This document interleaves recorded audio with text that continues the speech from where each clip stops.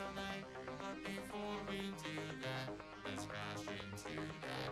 We can do it right if it takes all night, but before we do that, let's crash into that. We can do it right if it takes all night, but before we do that, let's crash into that. We can do it right if it takes all night, but before we do that, let's crash into that. Let's crash into that. Let's crash into that. Let's crash into that.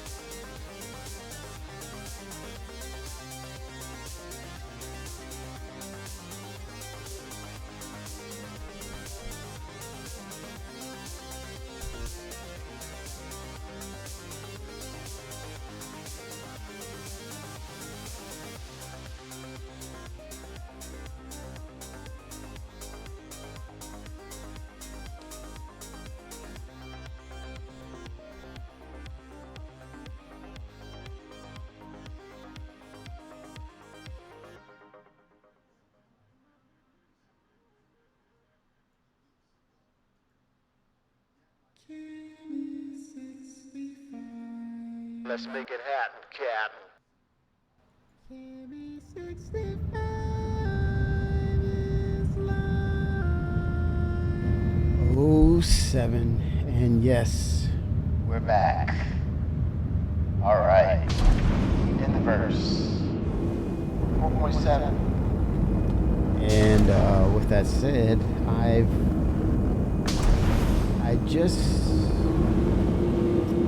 did a format, okay? Did a format, and I'm just gonna stick with the PTU for now. And once we go live, I'm gonna convert over to live. So for me, no sense with messing around with live. So much to test with 4.7 right now. A lot to do. I would say 4.7 to me is, I kind of use this description of it as the grinder's delight. You're gonna have those personalities and types of players who they once they start, they lock in on a game. They're not going to stop. They're going to continue to grind until they are burned out. Literally burned out. They're going to continue until they're burned out, man. And it's just a trait. It's just you could say a personality type, and it's not to judge or say that's bad. I think for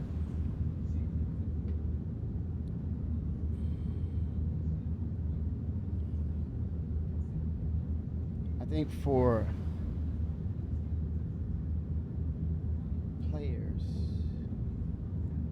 of that type, well, for developers, that's a great thing, because you want your game to be one that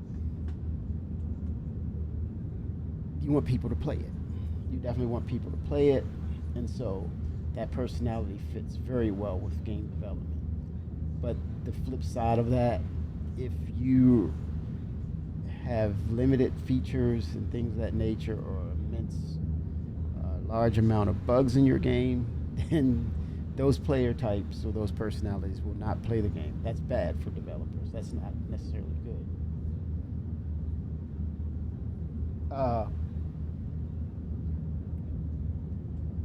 With that said, it comes to this point of me saying, this is the grinder's delight right here. You're talking about crafting, inventory, all things that are within that universe that is Star Citizen. It's explorable. It's interactable. You can interact with it, right?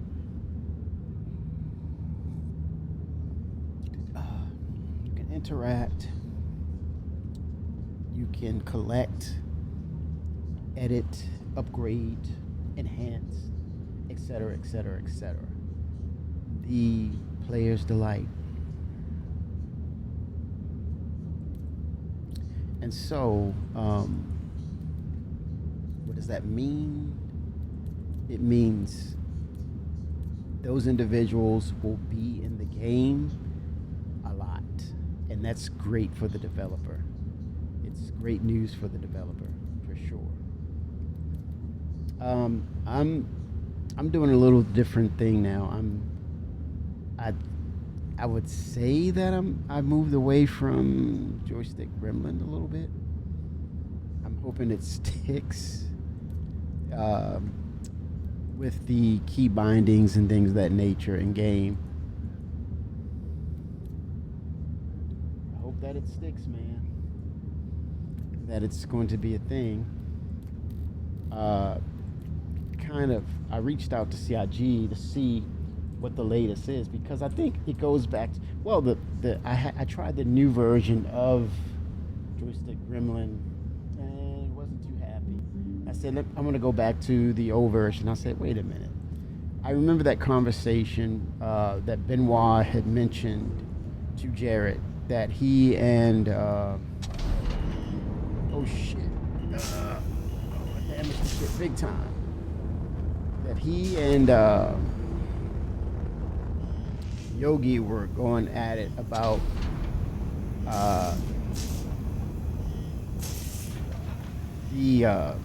the key bindings on their joystick, right? And he said Benoit mentioned he had what 13 peripherals connected, or was it a combination between the two? Oh, 7 Vickers. So I said to myself, you know what? Let me test that theory. If it can hold up to 13, I don't need joystick gremlin anymore.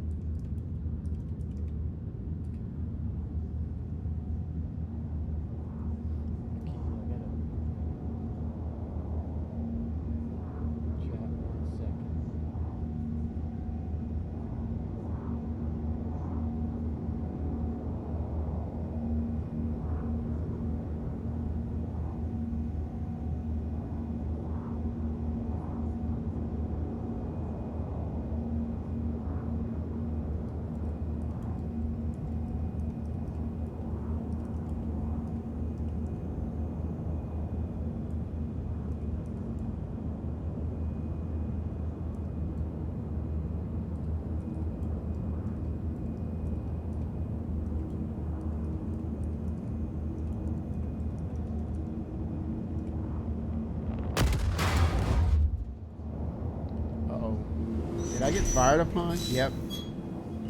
Someone's firing upon me. Oh, these sneaky snakes. What's this? I'm getting fired upon, man. Oh, this. Give me a hit. Let me get a hit on him. Look at us. Look at this. Look at this, man. Sucker punched.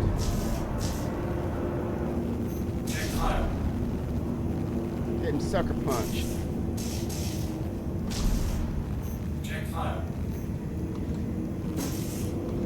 Well, at least I get shot back at him. That's all right. The penguin.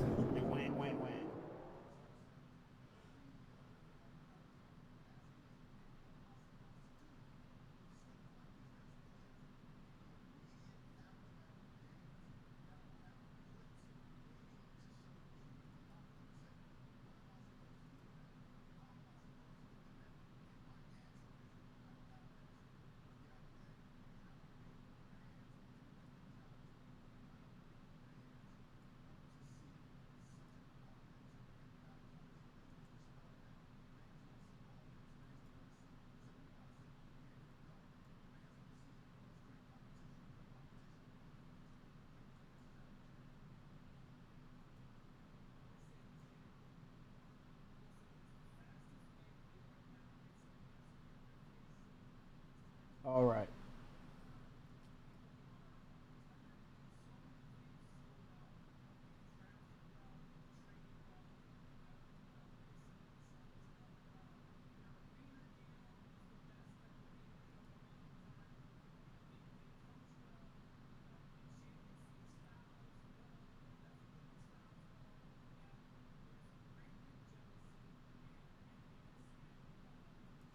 All right, here we go.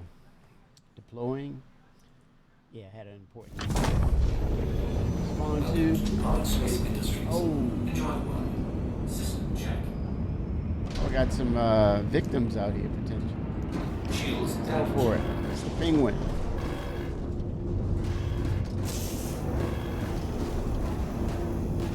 Check fire. Weapons system down. Oh, that's the penguin.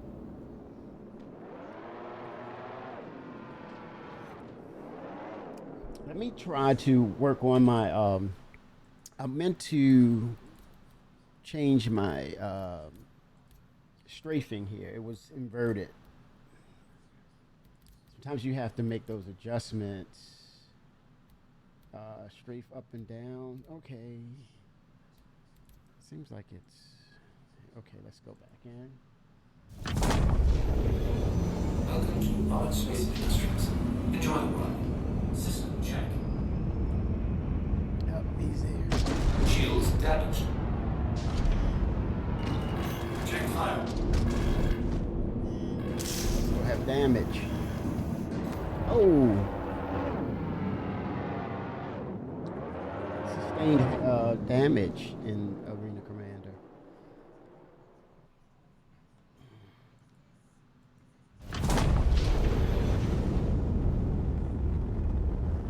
Okay, strafing is fixed. Now I want targeting. I gotta fix my targeting. Because it should have picked up the enemy vehicles targeting. Okay, that one. Lock. Targeting. Should pick up immediately.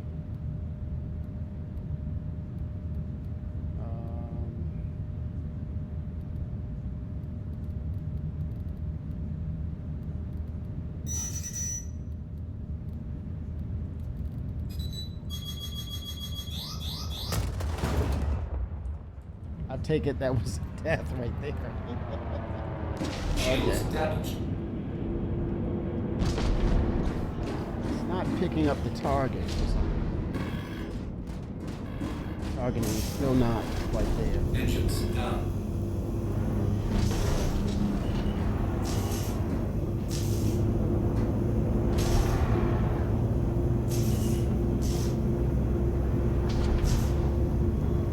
Check fire.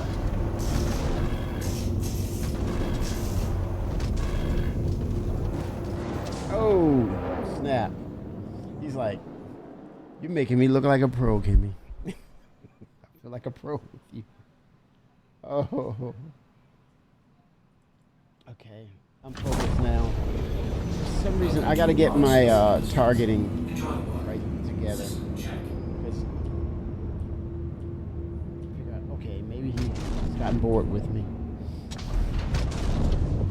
Take off couple. Oh, let's take that off. Okay, I had VTOLs on. Shields Okay, damaged. there he is. Check fire. All right.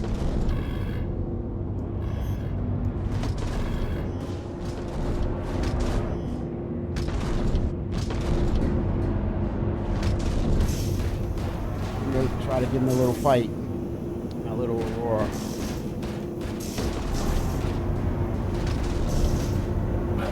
Oh! All right.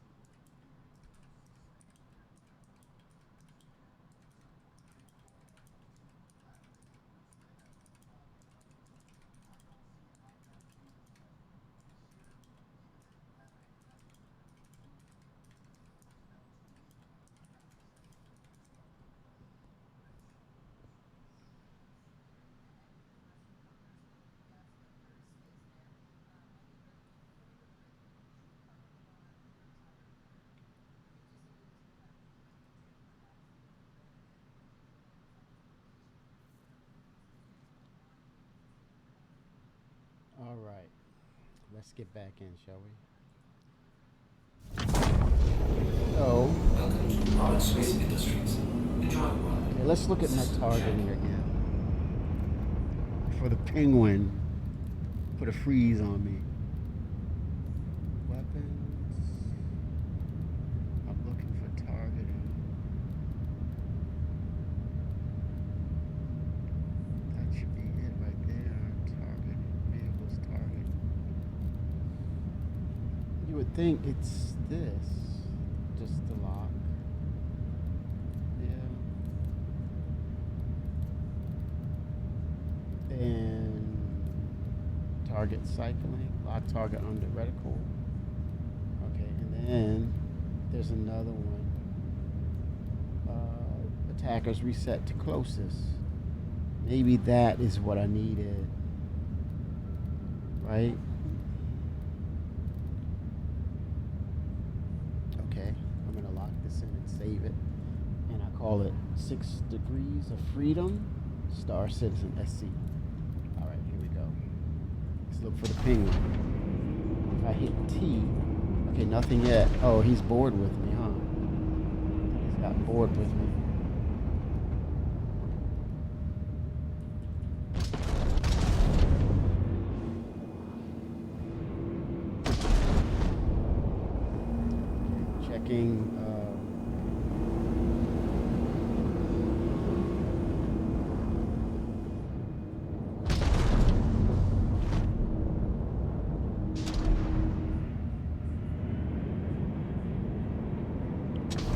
strafing my flight capabilities here.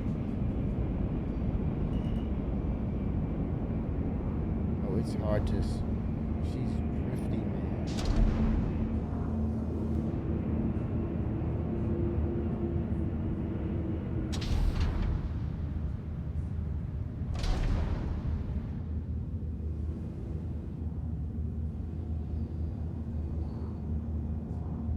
Seems like strafing is just a little off, I would say. If I go coupled, which I don't want to use coupled.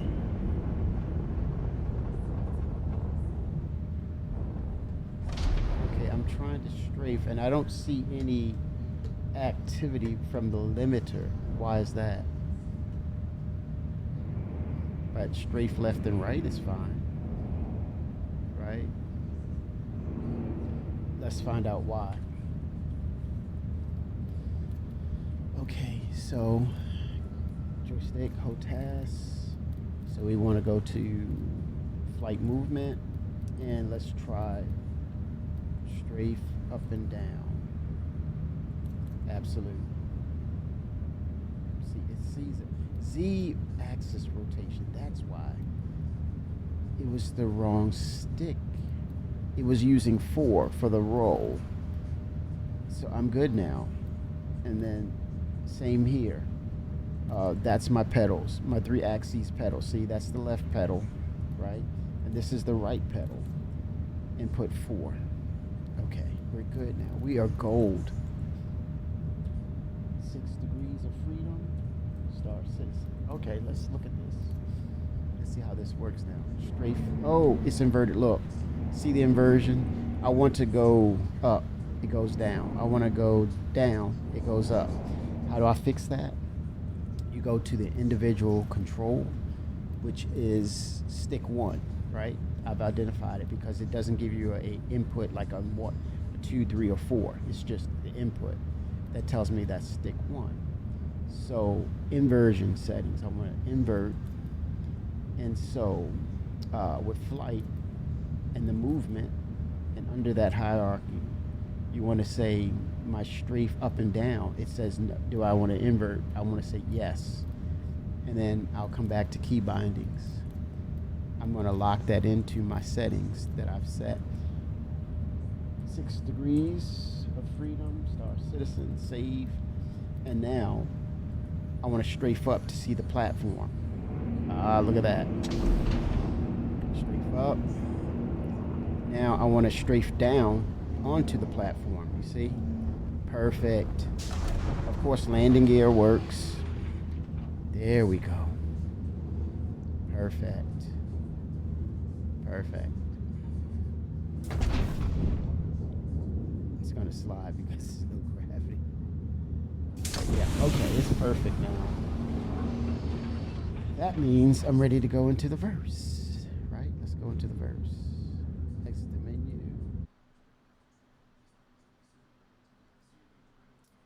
Yeah.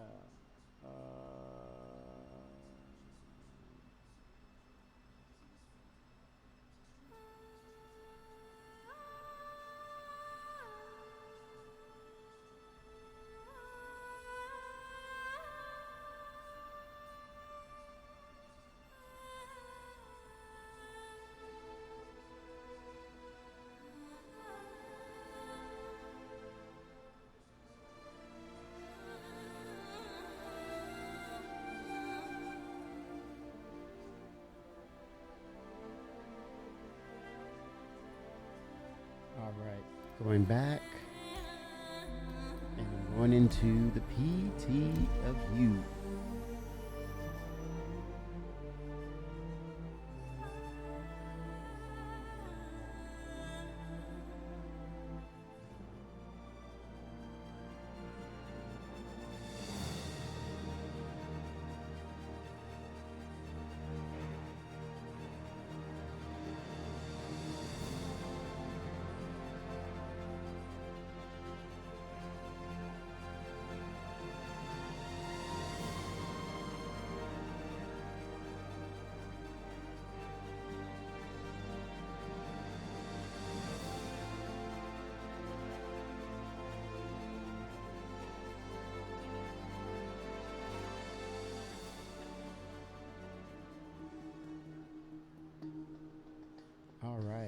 Knicks 1 land grab continues unabated. I would suspect there's a chance we'll see Knicks 1 next patch. Not this patch, but the following patch after 4.7, possibly 4.8. We may see Genesis. There's a chance.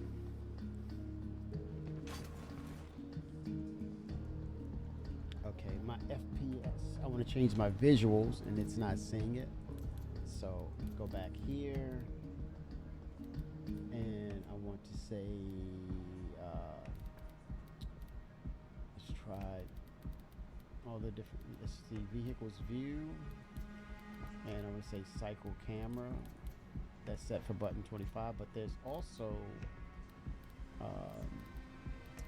when I'm in FPS, right? On foot.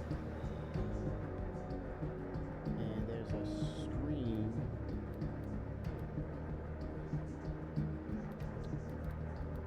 Reload. I want to see if I can tie in reload and let's see here.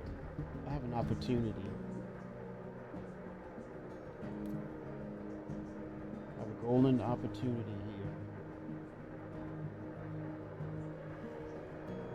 Let's think about repooling and such.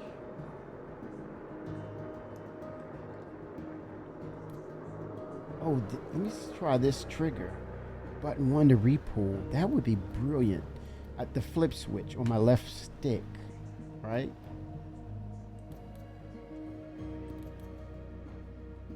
Oh, wait a minute. There's another. The flip switch is a closeout by default. Okay, here's on foot. Now my camera changes. Do my camera changes.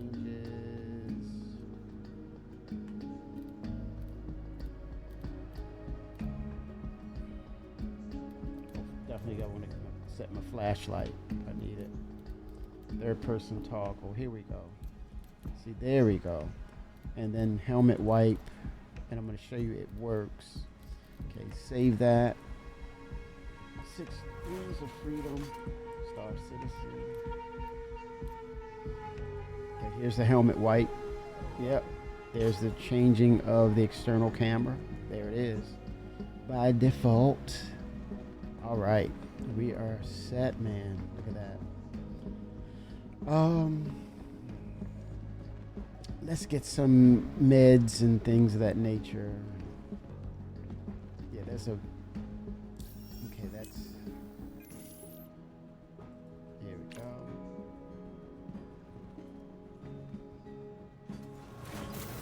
Elevator is happening. Customs. Hopefully with the social tools, we can turn off external chat in the helmet. And it never comes back until we press that button again.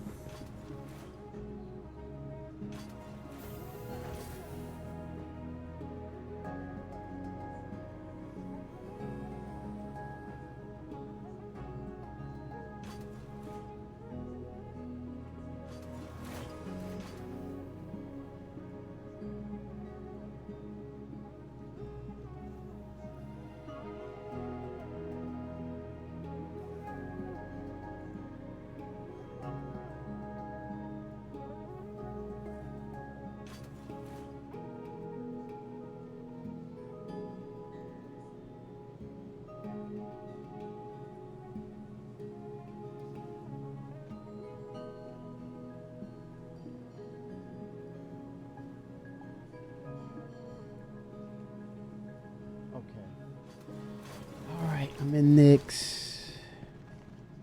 But I was concerned. I saw the rocks laying around on the tape floor. I was a little concerned, thinking, "Is that the virus? Is that the virus?" Okay, NPCs. So, did everyone see the FPS SEO live?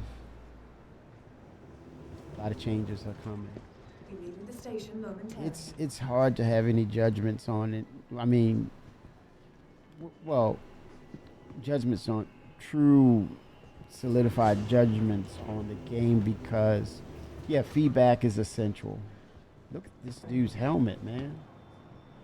That feedback is essential, of course, but in lieu of that, there's so many changes that are happening overall that you have to kind of like, it's almost as if you have to wait until everything is in, and then you pretty much say, okay, where are we now with the game? And I think the immediate feedback, as opposed to this sucks, or I think the immediate feedback is based based upon it should be based upon adjustments, because this is going to be a continuous rebalancing, optimization, stabilization. It's going to be a constant, and so you'll just have to echo that and repeat, or just call out, hey, what's wrong? What's going on? Like for now, these player counts are going to go up, and look, this kiosk is already full to the max. So there's probably going to be some conversation on, hey, we need to expand the number of kiosks in this particular location, right? Because it's full. Place them further into the different areas of the this interior here, where some people may have to go on a different part of the, and utilize all the space. If Chris is, to what Chris alluded to, they're going to start running the quasi dynamic server meshing. I think the interior teams need to get ready to accommodate that. The scaling.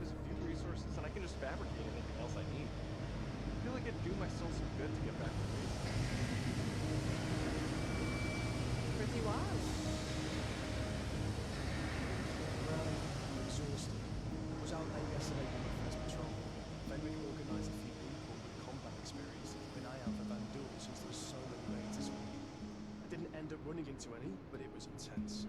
It's crazy how many vandals seem to be in the system.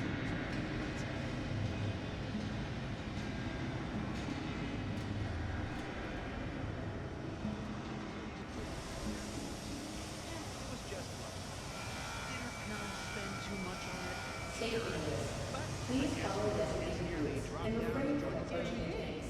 Gotta celebrate any wins you can get. It's gonna make you wonder what humanity ever did to make you deal with it so much. It's a good word.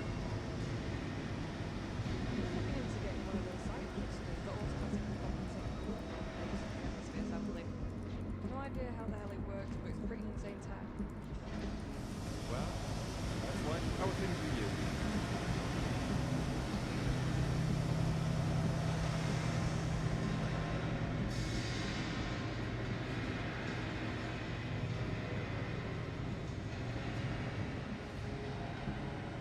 Anything new in your? That's a good word.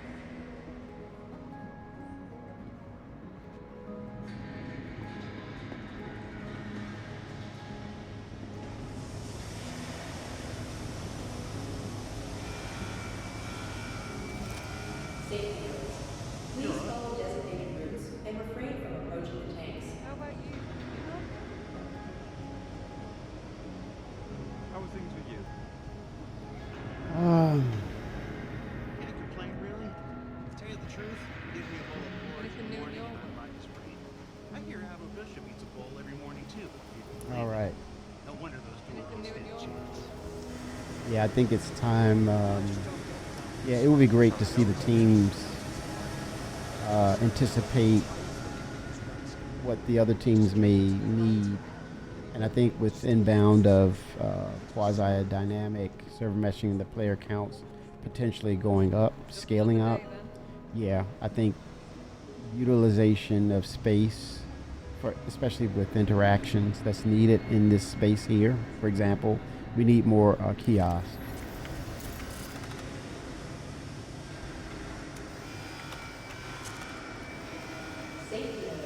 All right, let's buy some items, shall we? Cayman.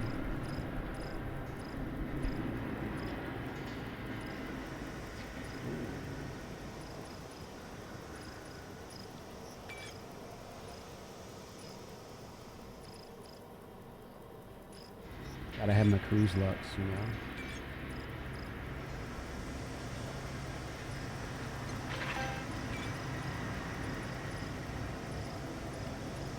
Gotta have some med pins, you know.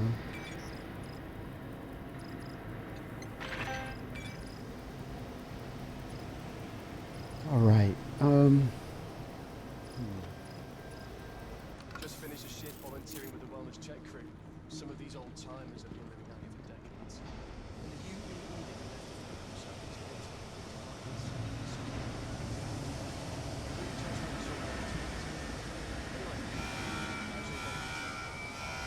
Safety notice.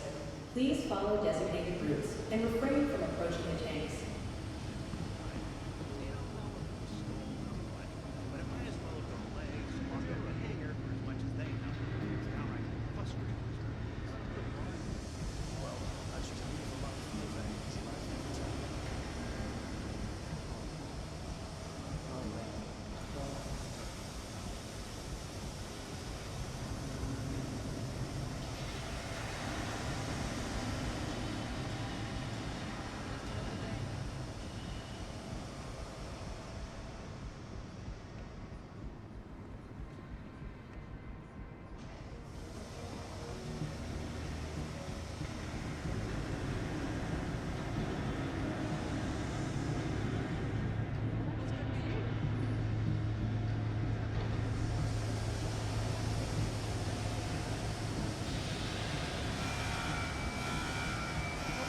Safety notice.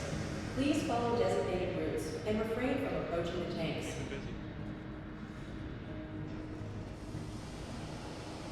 Oh, stale.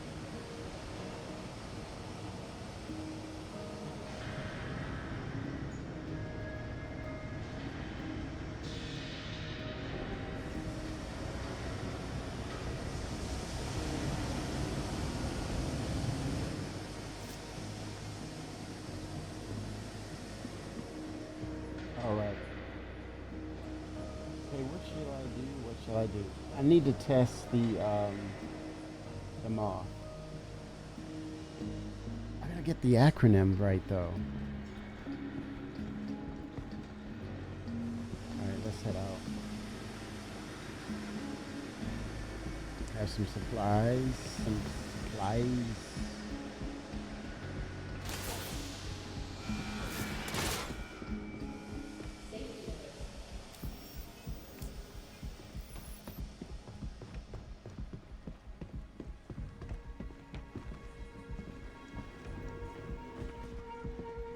Station momentarily.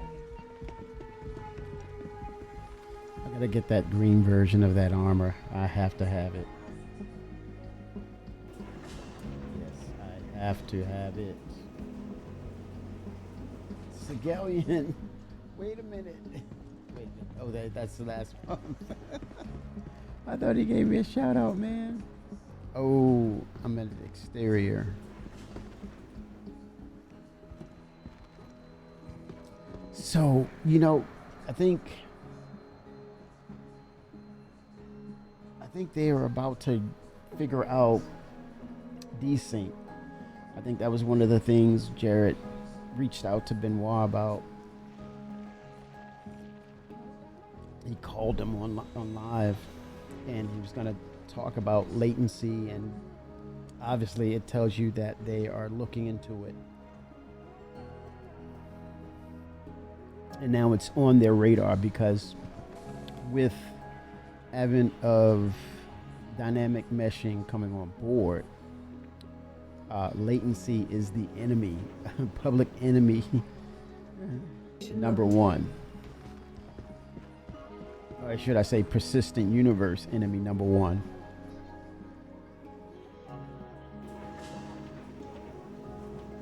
It will be a detriment. It could cause failure to dynamic server meshing.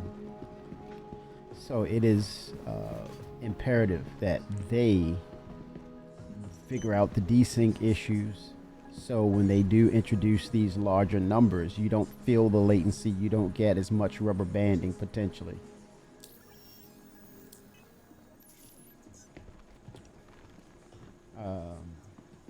Welcome Some of you may agree, some of you may not, but I'm sticking with it. Ship Pasta 07s. How have you been, my friend? What's up? Uh, 4.7. That 4.7. We're here. Okay, I'm gonna try the moth because it's been mentioned that hey, it's working, or there's a fix that has been applied. Let's see how it takes that patch for the update for it. Let me see if I have my livery. Oh, they're giving us the liveries as well, man. Okay, I know soon, right? No, it's only Friday. It's only Friday, ship pasta. But it's a good thing. Fridays are always good.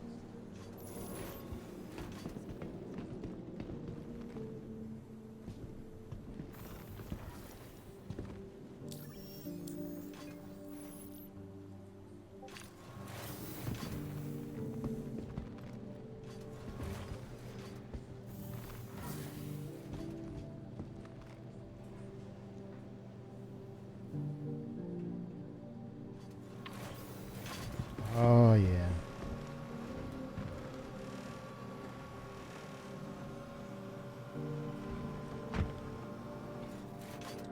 All right. Let's call up the moth, shall we? Give it a go.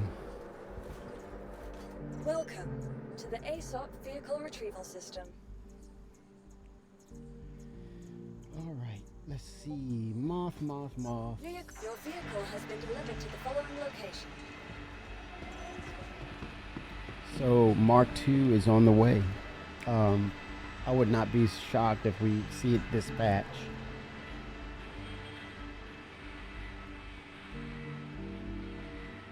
What is the Phoenix Emerald is no longer limited? What do you mean? What is the... Oh, the Phoenix, is that the RSI Phoenix? Emerald, what is it? Are you... Mark II. The Mark II of... Okay, you're seeing... Okay, you're making breaking news, right? It's breaking news. Some pasta with the breaking news.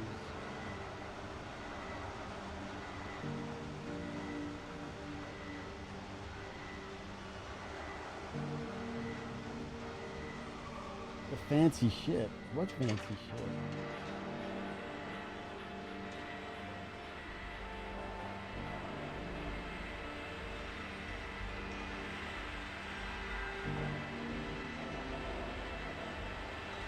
So yeah, so Jared, there's the St. Patty's version of the Emerald Phoenix. Oh, okay, I see.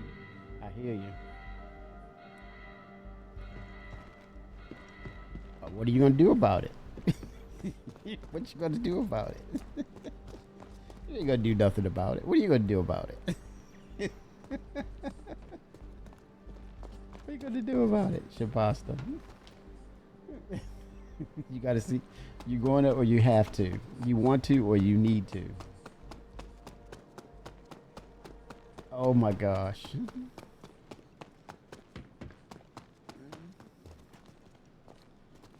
Okay, so server desync, a dedicated discussion with Benoit Beauséjour is planned to address the recent server's desync topic in more detail soonish.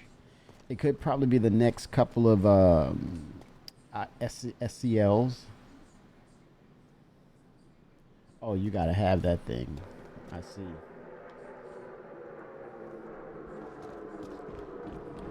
Okay, this ship is a little molish, but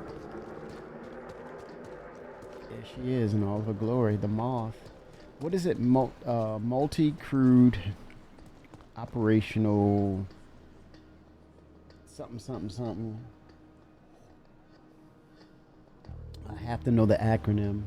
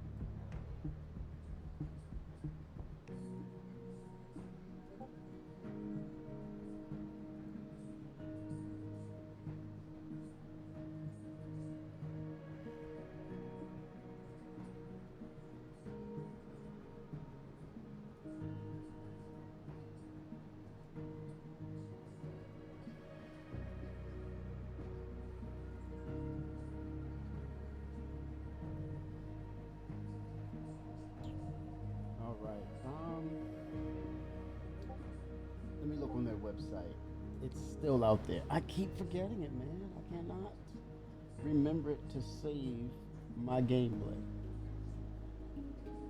I cannot.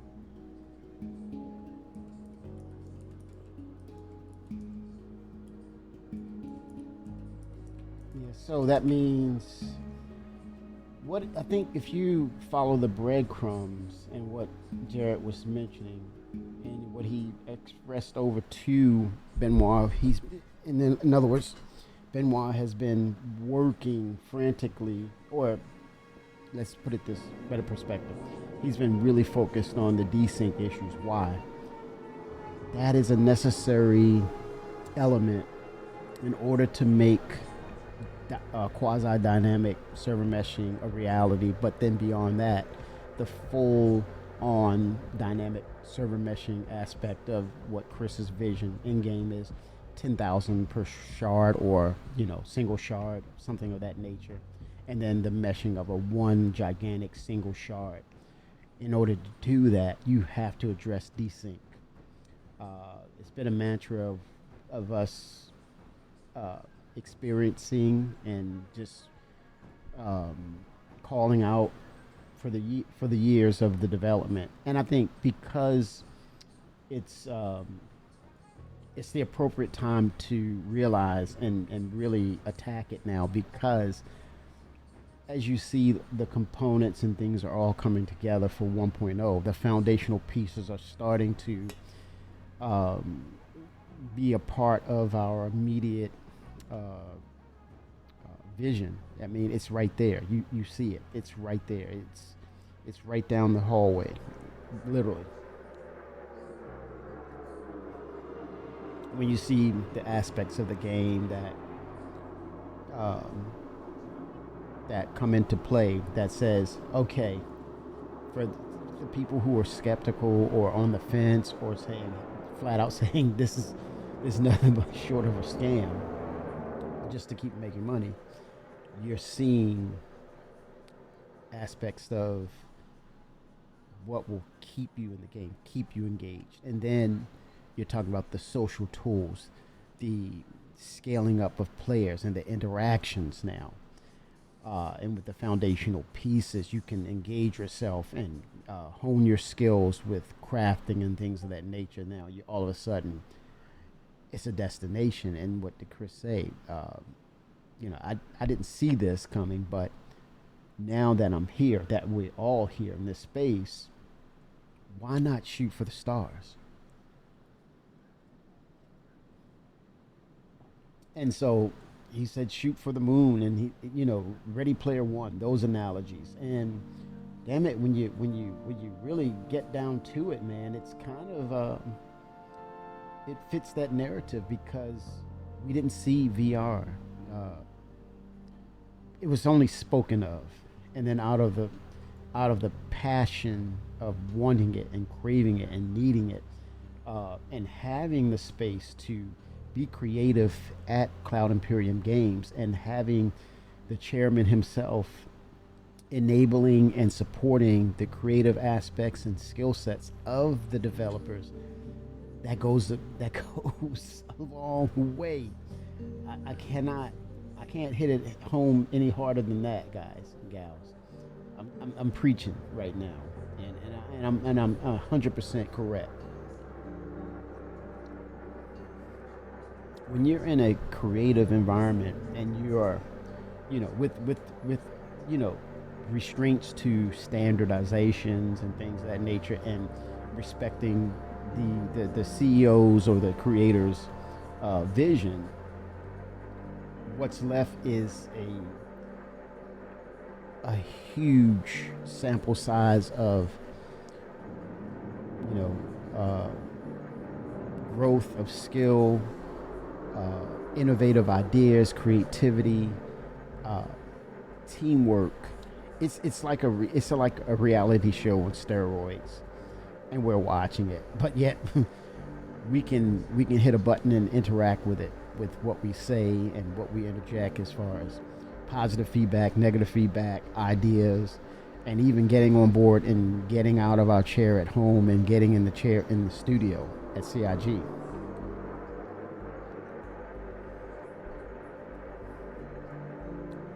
it's a pressure cooker for sure, and it's easy to call out the issues and mistakes, but the hardest thing is sit in the chair, man. To sit in that chair. Let's make it happen, Captain. Not too many people can do that. So respect. Uh, but yeah, the Argo multi-operator targeted harvester. I gotta get that name, man. I gotta get it. All right, here we go. So this is a recipient of the MISC. What is that MISC ship? I don't have it anymore. But this grid is a recipient of it. I love how they're able to recycle tech, right? Help me out, chat. Meister Chewy Mums, what's up? How you doing? Crafting has a massive startup time. First, you have to even get lucky with RNG, getting the blueprints you want. Then you have to mine 500Q or higher mats. And so, with that said, Meister, that's Grinder's Delight right there. You're gonna have people who like challenge accepted, right? Challenge accepted. I don't want you to hold my hand doing this, and I'm gonna, and my bragging rights and my reward is I will have those rare blueprints. Let the chase begin, right? I don't know how to get in this. Let the chase begin. And I think that's what's needed in this game. It's gonna be endless what they kind of come up with. But I'm looking forward to the armor slash clothing kind of thing. And it was cool to hear that Chris is like, it looks kind of silly. We're all running around in armor, ready to like combat and battle, but yet we got to use the bathroom and take showers and go to the social areas in armor. It's like, it's gotten silly.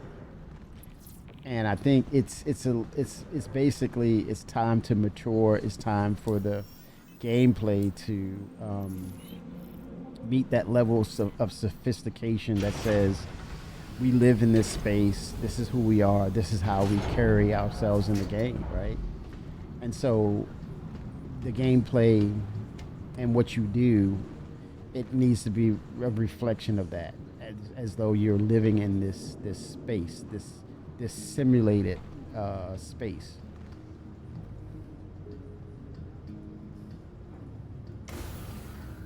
All right.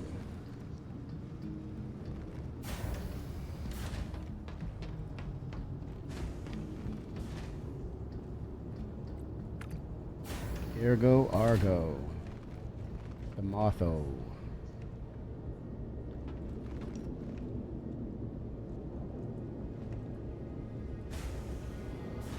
All right.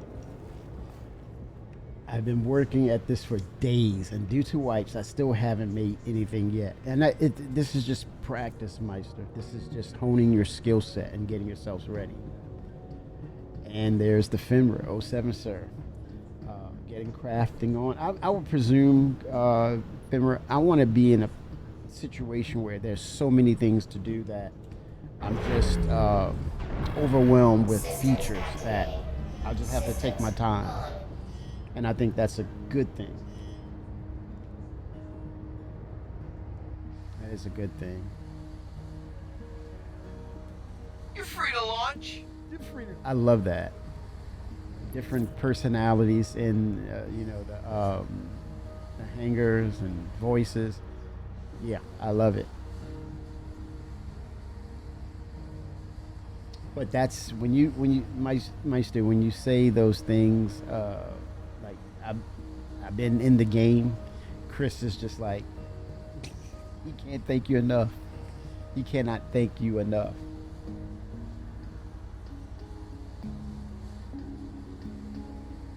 And we're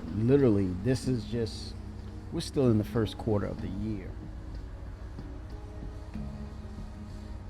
Yes, for sure, Shampasta gives them opportunity to reiterate it, get it better, get more balance, but then it's going to allow them to start looking into the economy and how to leverage and make it even more challenging. Uh, with how you play the game and how you challenge yourself and others by acquiring rare materials. And what does that mean? It means exploration is here. It's all how you look at it. What's your perspective of it? But for the grinders, I call this patch Grinders Delight because it's good to see that there's going to be something to do for people who, who have this personality trait that says, if I'm going to play this, I'm playing it night and day. I'm playing it. I'm going all in and playing it out. And it keeps them in that loop of discovery, interaction, and building their skill set. It would be nice if dismantled mats were useful, but they aren't high enough quality craft with. What are dismantled mats, Meister? When you say mats, what's that? What's mats? As they say, it's the economy, dummy. Yes, the more they dive into the materials and what you do with them, which means with the skill set, you create value, and then that value creates transactions, purchases, and things of that nature. Selling and the purchasing of items. There you have your foundation for what the economy will become.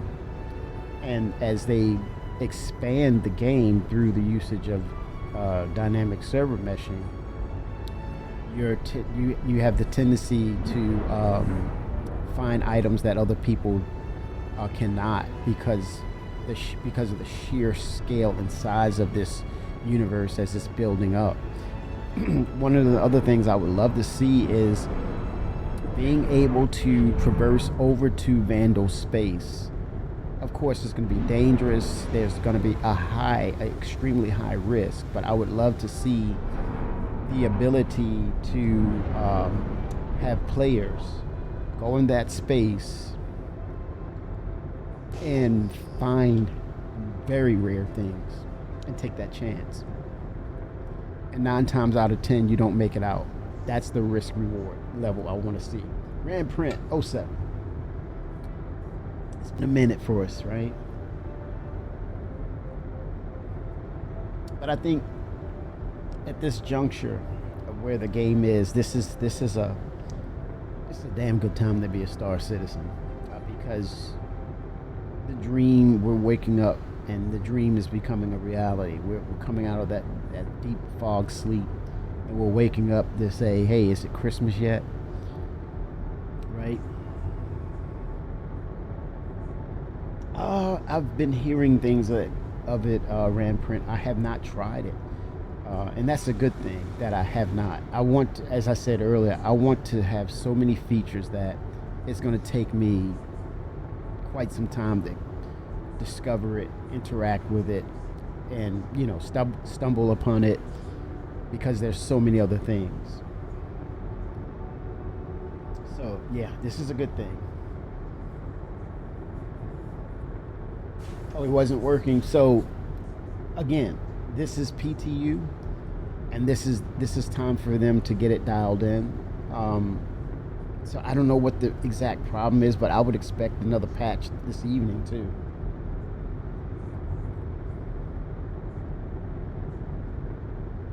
And that's a good thing there, Meister. The varieties and layers of with that, you can insert risk and reward with that, and it should be procedural. It should be random, right? Not scripted where I'm gonna go here and I know this is gonna happen. It should be random. Dress warm and bring a mining ship. Yes. Bring some warm beverages. Funny thing is, I was working and it stopped after one of the patches, of course. Okay, that means they can figure that out. They're gonna figure that out.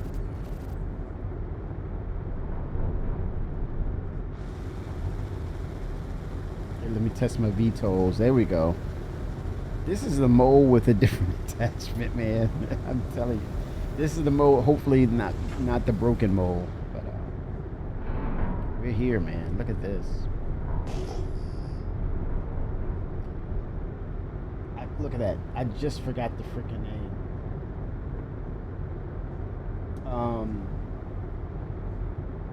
Multi-operator targeted harvester. And what's cool is, we're getting more layers of salvage, and they mentioned, I think, what is it, Elliot Maltby, he said, in regards to mission givers and salvage, I think at some point we'll be able to help clean up the verse one ship at a time.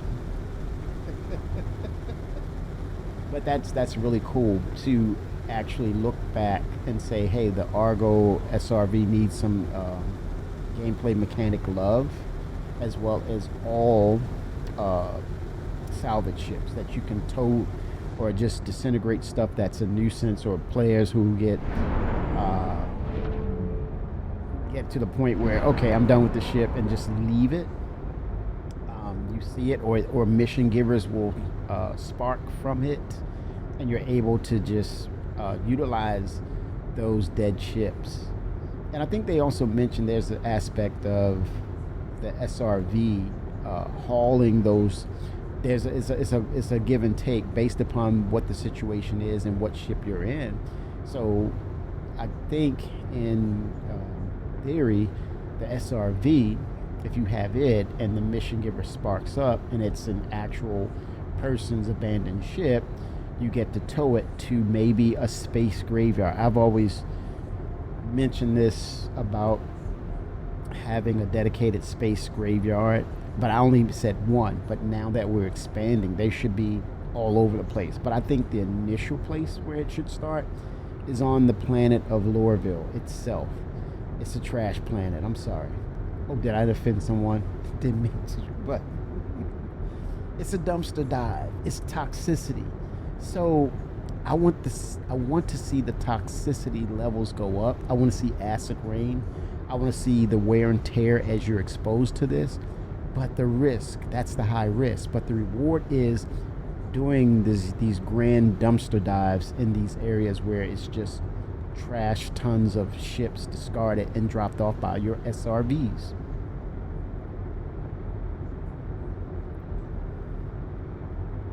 And you talk about realized gameplay that's within their scope, and that's another aspect now that we have the crafting and inventory. It would be a go-to for us to run there and have those situations. And some, maybe if you're closer to the city, maybe it's secured. But if you're further outside the city, help doesn't really come along that much. But the risk reward is you'll find more rare items out there, or things you have to refer back to a working state. Or let's say your insurance rates are so high, maybe you're hurting for a UEC. You can repo, like you said, repo. Hey, wait a minute, give me the repo, man. I do have those repo dreams. I do.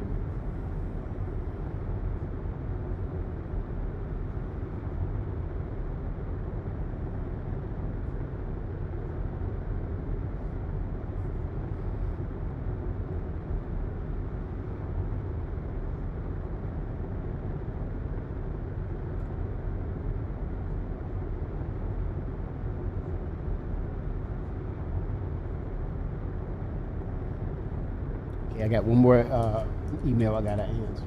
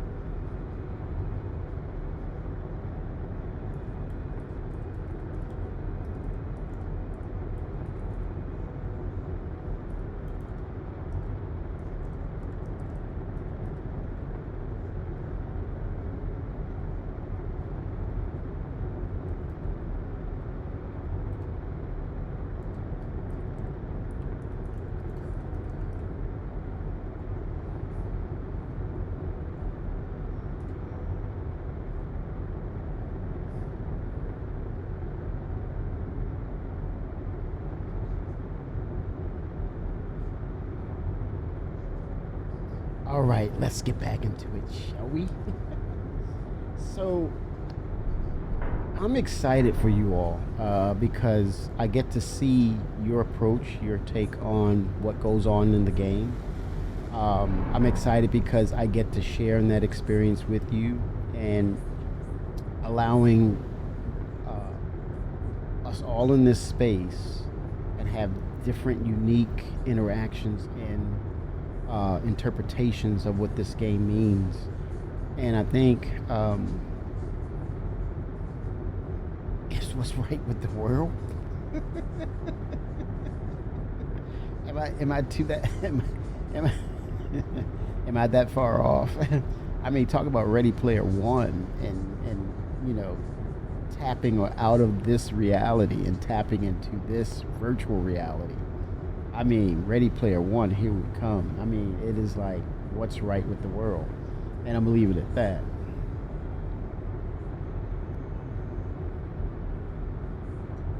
But it's. I mean, down the line, you're gonna see Drazen '07.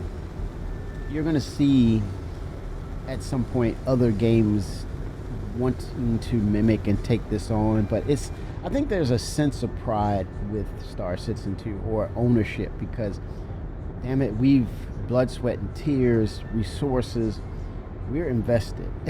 We're like, you mean to tell me I'm gonna leave this and go over to something else after all I've endured and I've gotten I've gotten them in shape and got them on target of what they needed to do, and now you're telling me something AI created is gonna take that away? Hell no. I think it's a pride thing too, and it's just we've been here for so long, and there's a certain sense of loyalty, I think, with that said. To say I've been here, man. I've seen Chris Roberts games, you know, from when, you know, and I've held the freaking line, right? And you're like, yeah, we play other video games. Don't get me wrong. At the end of the day, it's a video game, right? But this is a little different. It feels a little different. It's a thing of the effort that went into this, and it continues to this day. But wanting to do something that no one, as far as a shareholder is concerned or a company is concerned, not having the resources, nor the vision, nor the want to kind of get into this space and say, hey, why not? Let's see if we can do this. Let's make it happen, Cap. And dream and make that dream reality. Now, granted, it's not going to be exact to what we envision, but damn it, it's getting closer.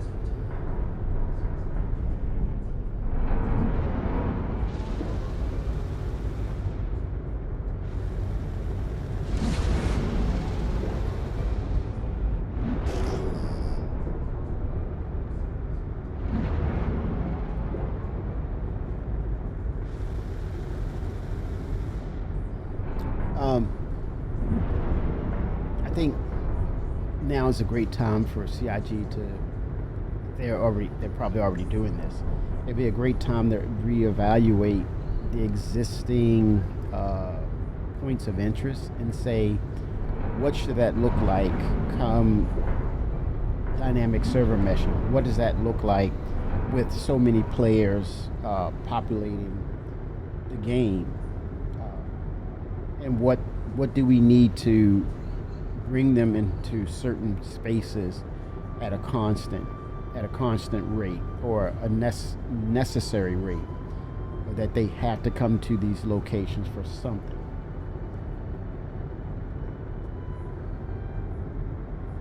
I think that's probably the conversations they're having. If not, I think those are the conversations they need to have to say, in this vast space, where are the hubs and points of interest that we need to create to ensure that people are populating or traveling to, or we utilize or leverage these points of interest to keep people spread out, whereas if we do it well, we don't have to worry about any contingencies beyond dynamic server meshing.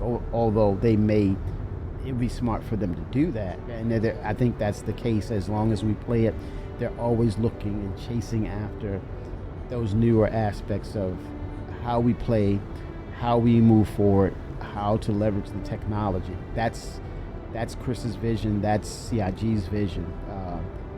Further, the continuous iteration of making this the best damn space sim ever. But yeah, to create these spaces that will say, you need to go here, you need to be there. And I think one of the assets that they have, those huge resource warehouses that they have right now, I think that will be a great addition to that will help amplify some of the things with increased numbers in the game. If you may be required to, or you're given missions to bring said goods there, and then you have cargo runners who will distribute on a smaller scale. So like huge enterprise scale can come there, and then it disseminates and breaks down to the smaller scale of cargo delivery to go to the local areas within that area or solar system, right? That would be huge to see that kind of and that there you have in itself a free-flowing dynamic economy.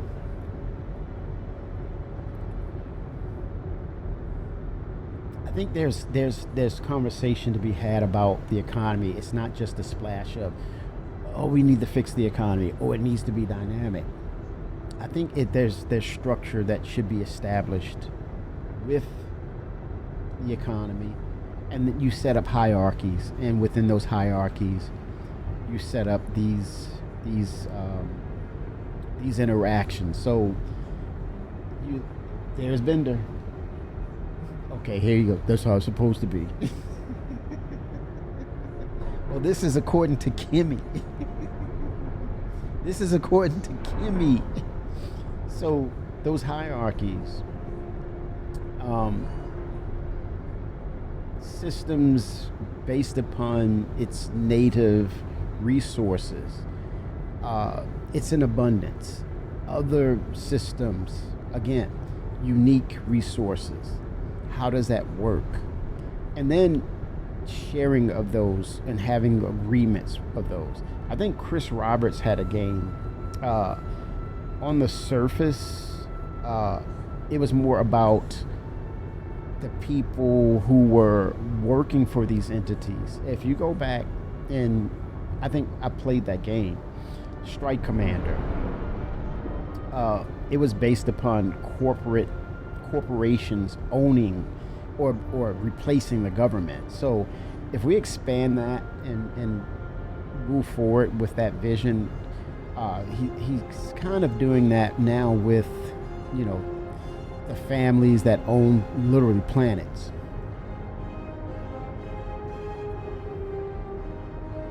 But Strike Commander was based on that action. It was visceral.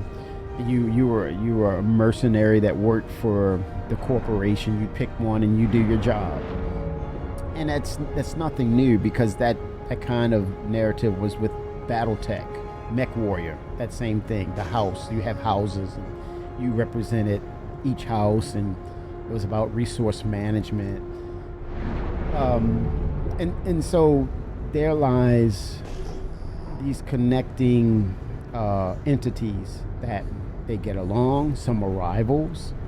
It creates so many layers of gameplay that there could be levels of espionage between the rivals itself or the so-called friends.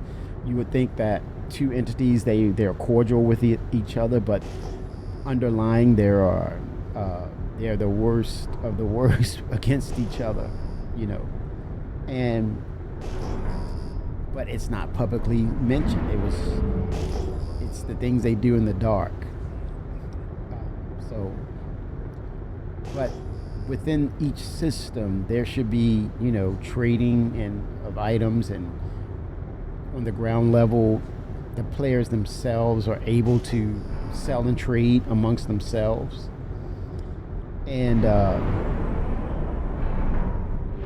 now it's, you scale it up, and then it's trade between the corporations and moving goods across systems, and that's when you get into the enterprising aspects. And then you do business with the military, maybe alien entities like the Banu. You travel to the Banu, and there's trade and cargo involved that they are a part of that system too. So it's so many dynamics, so many layers that you can fill out. But I would say you definitely want to have a local narrative to it, and then it's an intergalactic hierarchy. It gets higher and higher, and then you have a cross species or alien / human interaction, right, of those goods, and what it means, and what are the risks and rewards that are tied to that. But then you have circumstances that happen. There's outside influences such as the gangs or espionage that can be a detriment to what they produce, or or how they manufacture things. There's external elements that will bring harm to those entities. So you counter that by saying, hey, I need this. There's a blockade or things of that nature, or things are hurting the flow of said goods, or someone came in and performed corporate espionage and damaged things. And so to repair certain things, so for example, there was corporate espionage within Lorville, but they had to procure more computer chips from Microtech to get their systems back up and running. Things of that nature that would tie in. But then you think on the outside, it's like, oh, Microtech and Lorville get along, but maybe it was spies or people of espionage for Microtech who sent agents in to do those things, right? So they accomplished their mission, and the whole goal was Microtech selling their technology at a high rate to Lorville. Those layers are great potential for what Star Citizen can become, and how we actually, we get to be a part of that and influence those things or cause those things to happen.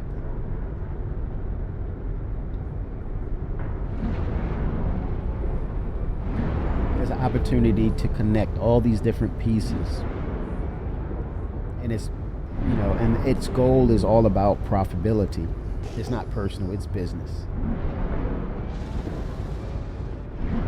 We're just caught in the middle. And somewhere in that narrative, you have the gangs that are involved. You have the vandal who wants to wipe it all away because that's what they do. They're a force of nature more so than the pirates trying to be opportunists, right? They don't want it to go away. They just want to get a little bit off the top and keep it going every now and then, right? Whereas the vandal wipe it out and move on to the next system and rinse and repeat. But I would also love to have that aspect, have a darker side of that aspect in the game where, yeah, the vandal wants to wipe us out, and it's not about running through a brick wall to knock us out, but also the levels of intelligence. I want to see that with the vandal, that they're not super violent each and every turn, but they can be manipulative. Like, for example, they can work through the Banu or the Tavaran, selling weapons and goods of that nature that humans will use against each other, or bring in chemicals that will harm humans, but it's under the skies as contraband.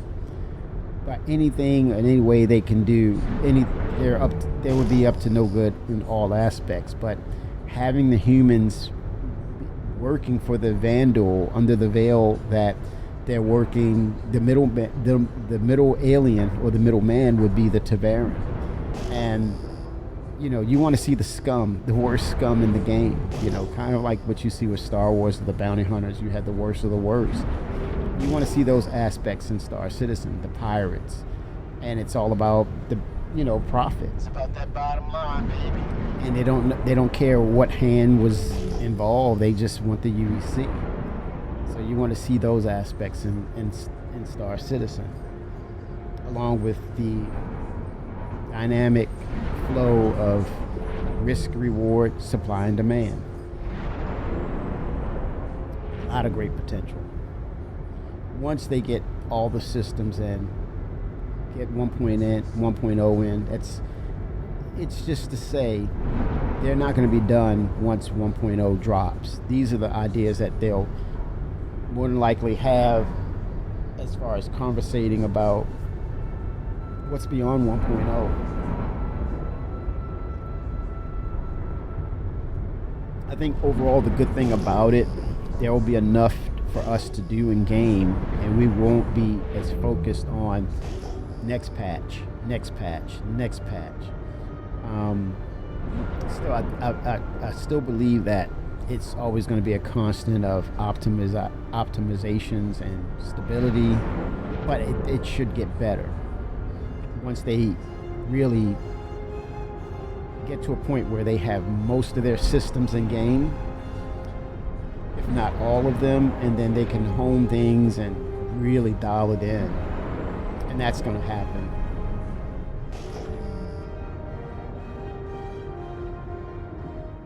But the extra or the treat is Star Citizen continues to find new ways to bring new content to us because we're supporting it, and we're constantly looking for ways to improve the game. But those foundational pieces will be the springboard for everything to go forward.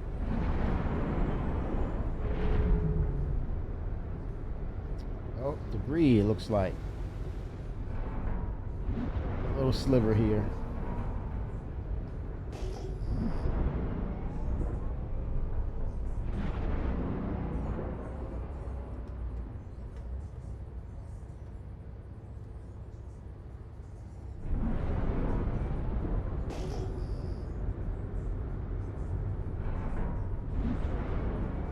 All right. Multi-operating, harvesting.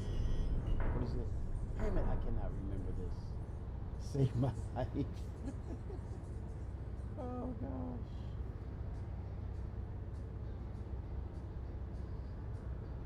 I just got to keep saying it several times.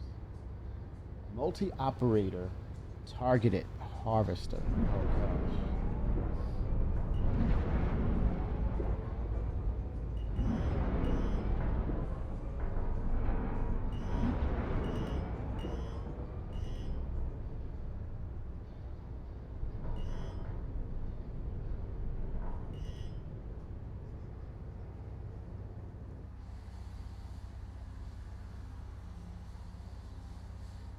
Okay, let's go to the middle cockpit. Let's try that.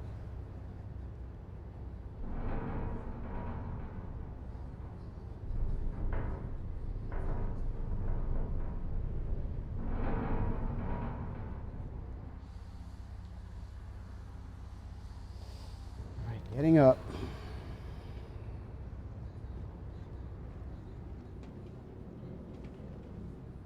Going down.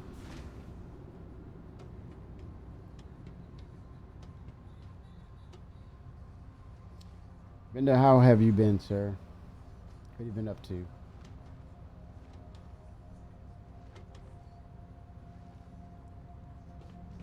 All right, let's see here.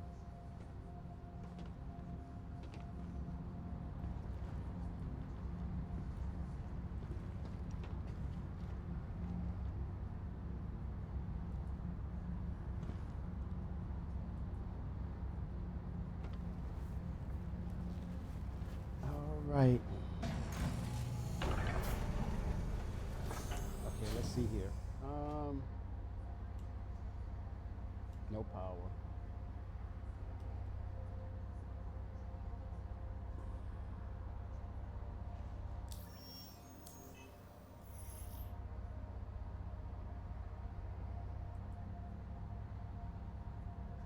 Systems activating. Systems Systems on. All right. Oh no, you mean the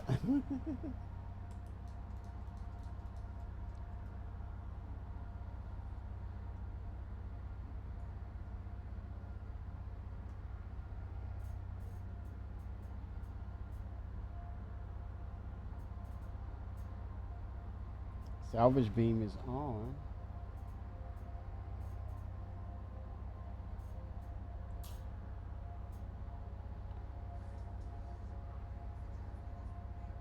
That's a great question. Probably armor. I would say it's probably going to be armor. Oh no, I don't have this keyed in on uh, my joystick. The mouse works. Let's see. Let's see what it says for mouse.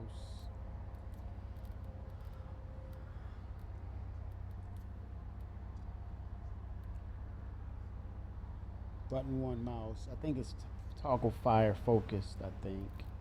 So let me go to key bindings. Yeah, it's gonna be armor for sure. And getting myself acclimated to that, and I think from there, I hope that it gets to a point where it's not easy to do it. It's and the risk and reward would be the more you put into it for quality or you know just overall quality. When you look at quality, you hit on several aspects of what that means. And so, with that said, if you want to get the 100% fill of all those aspects of the quality in that armor, there should be some punishment, some risk rewards that will say if you're not doing this to the process to spec, it's gonna take away overall. It's gonna degrade things. I want to see those aspects um, with crafting. The more quality, the more difficult, right? And maybe timing or timers have to be involved as well. I don't want that, well, I think of it like this. If it's run of the mill generic, it's something that you can just fire and walk away from, and there's timers to it. But if you want to, so that way it addresses everybody, right? It adheres to everybody's gameplay style. So you say, nobody got all time for that. I got 8 kids and I need to play Star Citizen for a couple of hours. So you have your default. You put it in the system and as a default, and you're going to get the default right across the middle. Or if not, it'll randomly. Oh, it didn't do too well, right? Put it back in the hopper and you go give it another go. But I think for the aspect of, like I said, the grinders in us, will go all out and really be attentive and put the blood, sweat, and tears into it.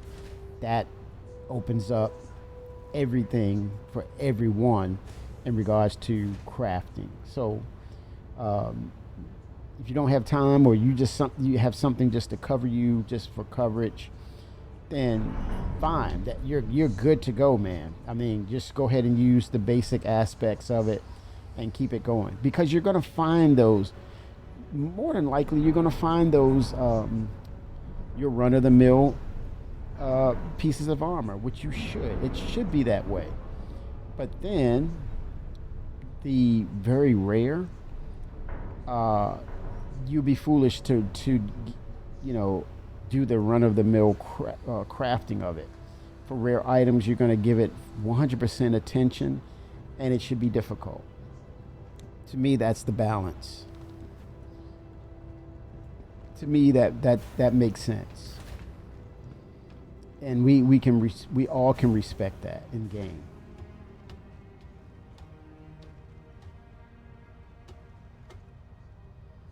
Or yes, and if let's say it's the run of the mill items, and you want to you have a template for the very rare, it's going to take a lot of material to get it to hone it right, to get it into place.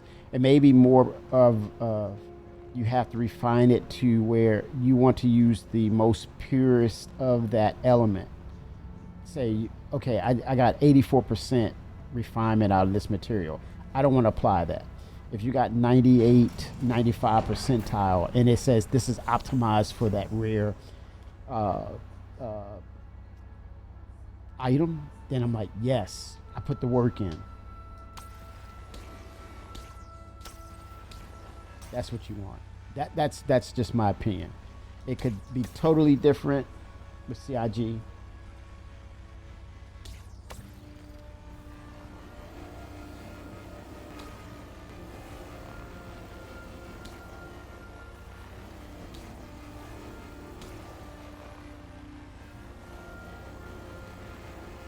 But that would be my dream right there. That would be my, check and balance for crafting and the discovery of rare items, or the blueprints. Now everything is going to become a blueprint, pretty much. It's going to be yours.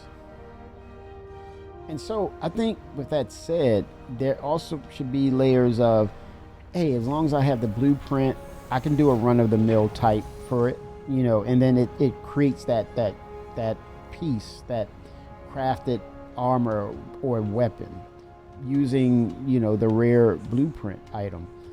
And I use run-of-the-mill material, and after so many times, it's no good, or it falters, and it misfires, or it takes damage like quickly. And it's like, okay, I just wanted to use it for that mission, but you got the armor that you have in your display case. Those are like your pristine ones. So you want to keep those special occasion or just bragging rights to say, hey, look at that. That's rare. That's 100 percentile, or I'll make you an offer you can't refuse. That type of deal. Those aspects of the gameplay will keep you engaged in Star Citizen, having that as a option. As long as you have the blueprint, it should not matter. I guess I contradicted myself maybe, but yeah, you should be able to have a rare blueprint and use whatever materials, and it will play out as expected based upon its quality, right? So yeah, so the more quality, the more material you'll need, the more honing and the more refinement refinement is required. Like I said before, you can't do that. The mats, what are the mats, Meister? From dismantle items is too low. The mats from dismantle items is too low in quality to use in crafting. Ah, gotcha. Yeah. So shouldn't you, well, I don't know. It would be cool if you could still utilize and make that item from that blueprint, and then the quality will play itself out. Oh, materials. Yes, sir. Thank you. Yes. Got it. Materials. Like I said before, you can't do that. The materials from dismantled items, it's too low in quality to use it for crafting. Wow. So there's a point where it's like, So what do you do with it? Can you scrub it? Can you collect it? And I don't know.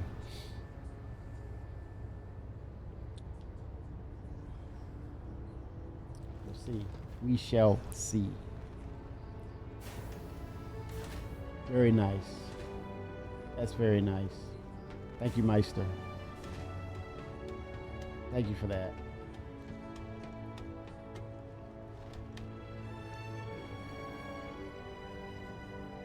Sometimes one resource will not have a Q rating, but the other two will most likely. And it's 500 Q for the minimum.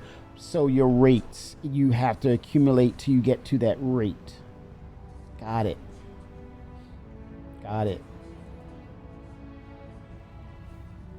And that's the minimum. The minimum. The minimum.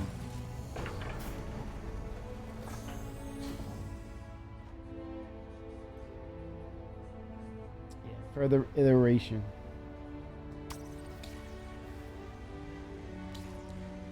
But we'll see. I mean, this continues, and it's tier 0. It's just the beginning.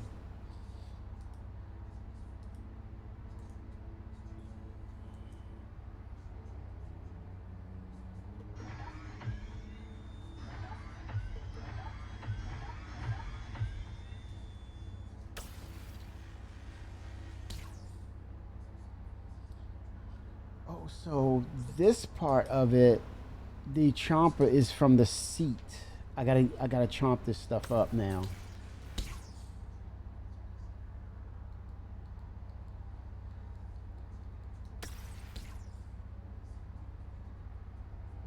It's not worth it.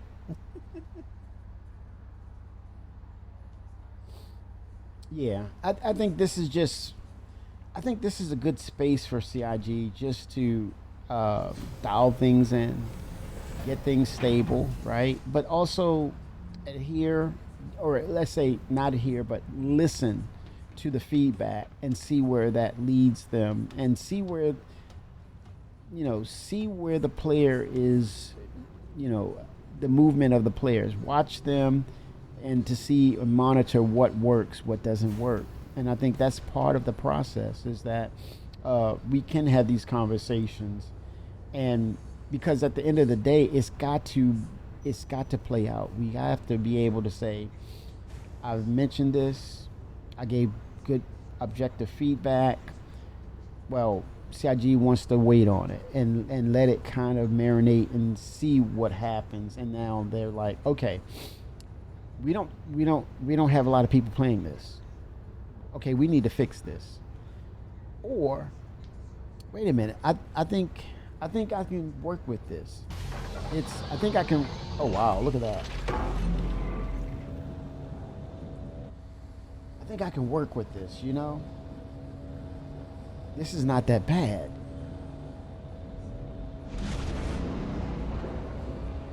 Give medium selfish. It's the Gib. Oh my gosh, I would name this ship if I can get a chance to name it. The Gib. The salvage Gib. My gosh. Oh my gosh, the salvage Gib.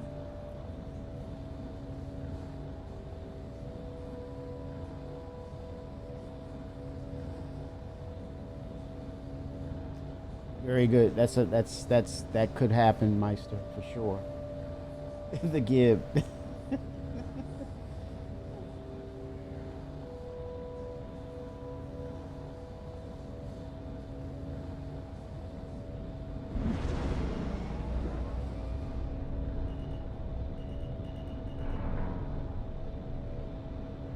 Fracture field. Oh, I can't fracture this. So I gotta disintegrate. Here we go.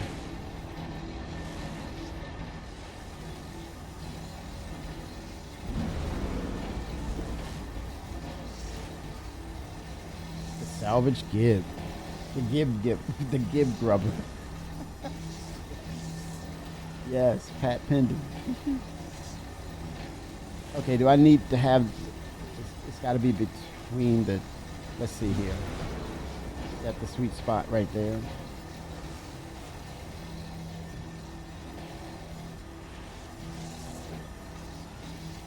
Oh, this, you can't disintegrate this. It would be nice, though. It's got to be a ship that you disintegrate. I keep messing up the rules here. That's kind of cool, though.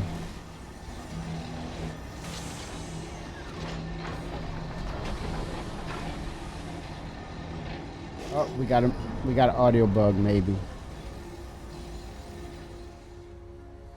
The Gibinator. The Gibnator.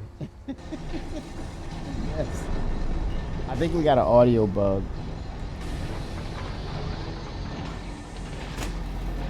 I believe so.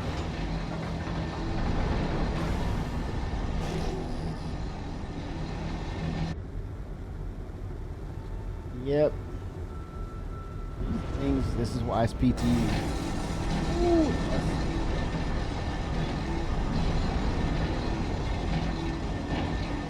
That bug has to be fixed.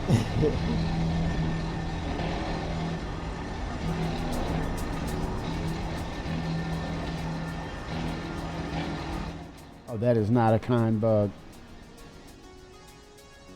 Okay. Let me do the workaround.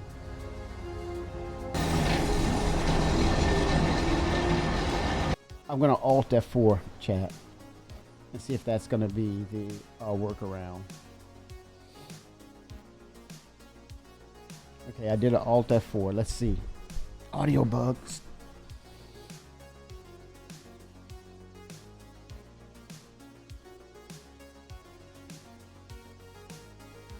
Music by Wikipedia.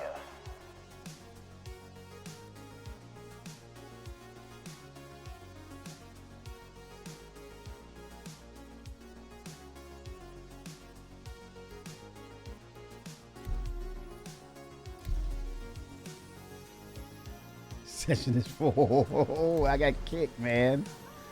Oh gosh, I got the double 30K. 1 second, I've been drinking tea, y'all.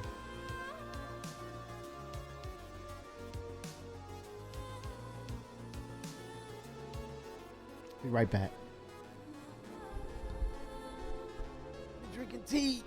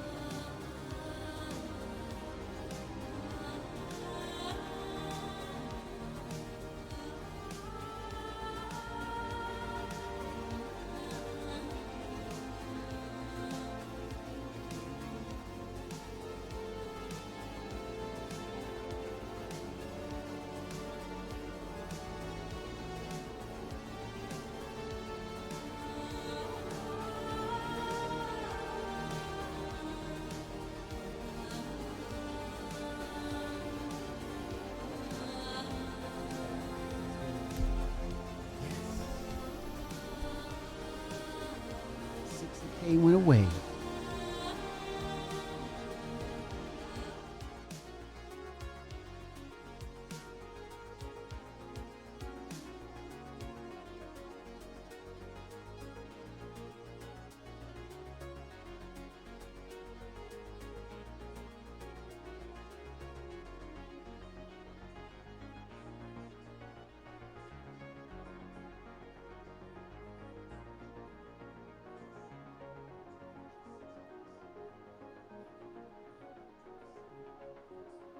All right, 1 second.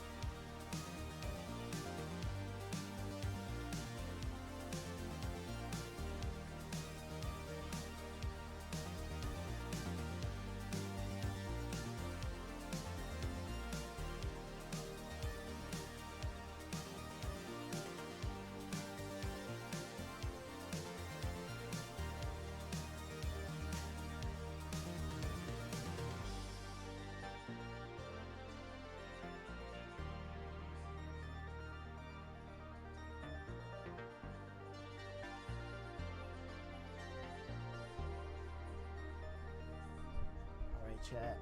We are back. All right. Okay. Now I got to put my earplugs in. The sound is gone. Okay, Alt F4 is the way to make the sound go away. The bug. All right. Let's look for some more garbage.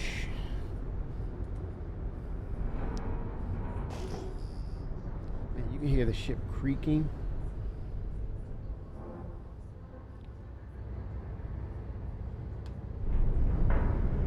You can hear creaking, man. That's cool. Flying the moth. Oh man, I almost said mole.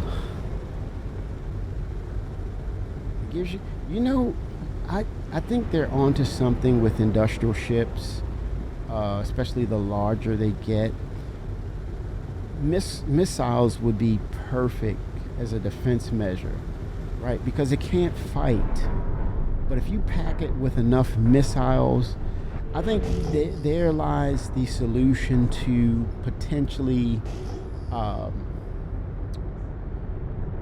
PvPers attacking.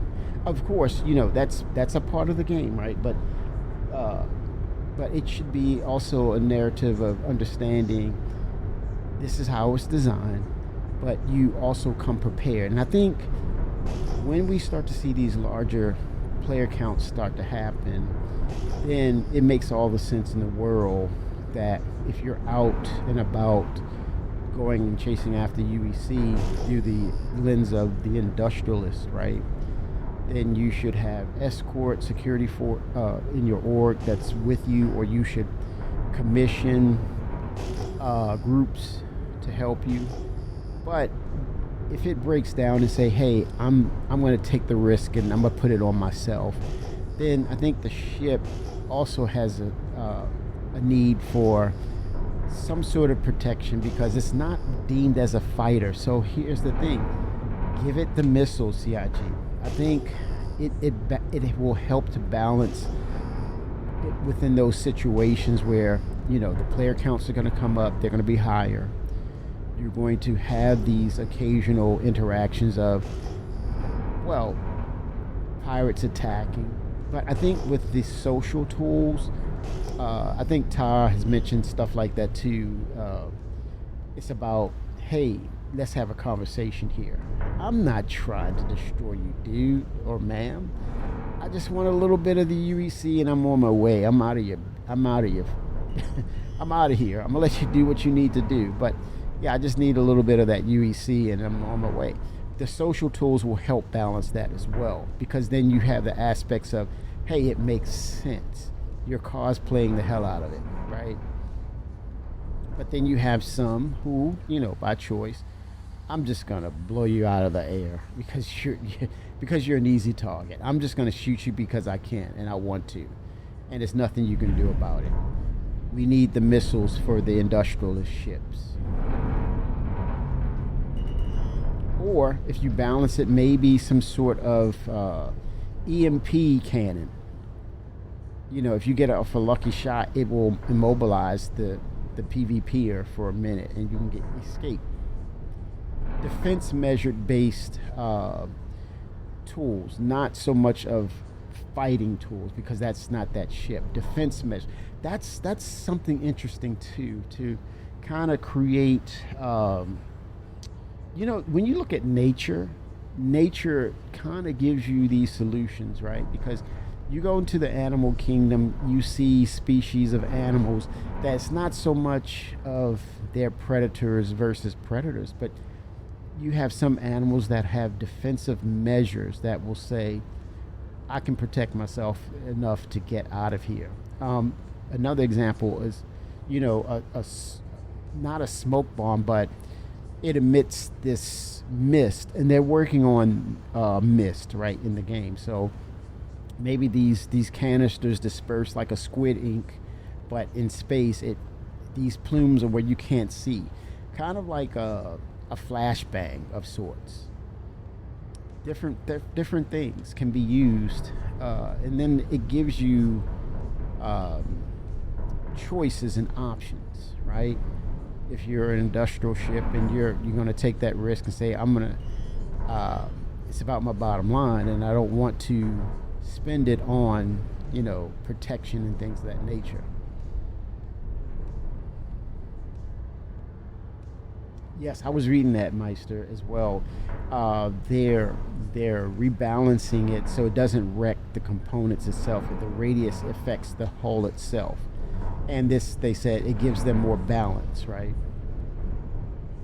So they can dial things in correctly. So I was delighted to hear that. Oh no, this is I gotta go down and let me try another station here. I'm gonna try the one to the right, starboard side. Test that one. I tested the middle one. Okay, here we go. Yeah, so more missiles for the industrial ships. I think there lies your balance. And gives the player a fighting chance, or defensive chance, should I say.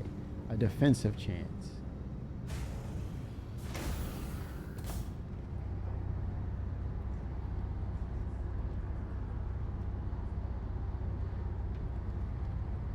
Down here, let's see.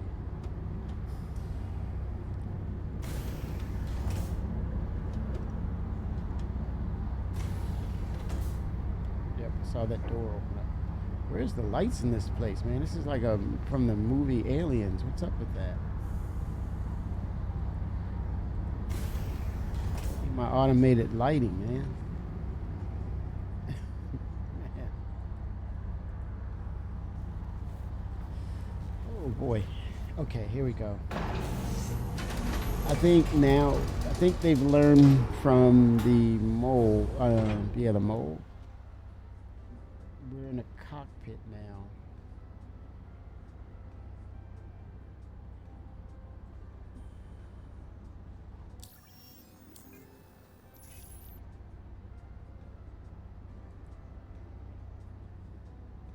Systems activating. Systems on. Oh wow, look at that.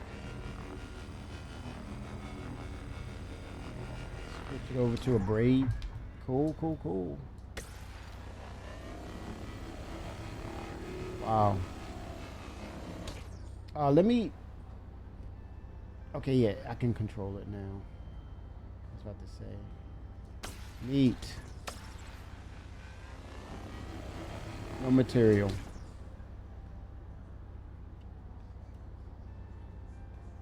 I want to be able to turn off the turret system, so I'm going to find that in game. So let's see, cockpit, I think.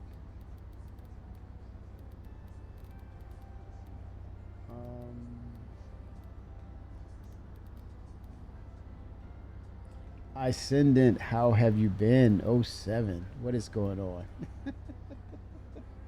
07 Rizzy. Oh wow. So we have Flight Hub. I want to see. I think it's called the cockpit or stations. Something about stations. I think that's where it.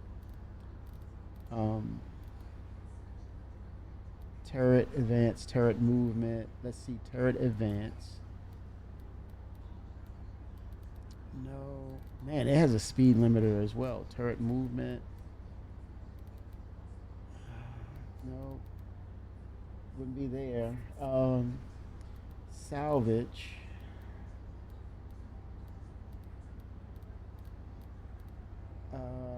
Not there. I would think it's a turret that I'm in. I don't know. Quantum. No displays.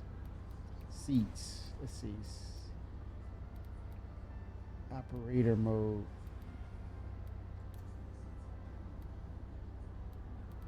Set mining operator mode. Set scope.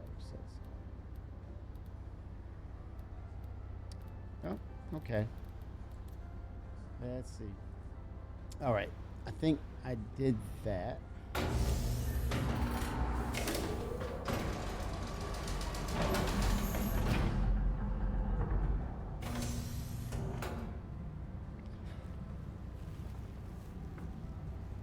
I need to ship the munch.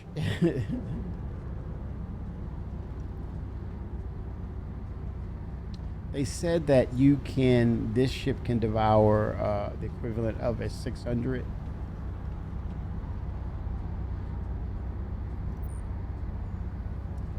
Where's my lights in this place?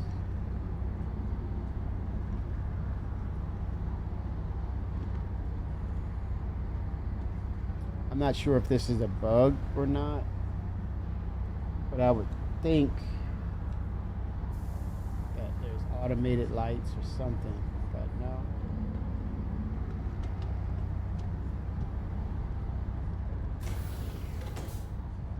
Oh, the ladder. There we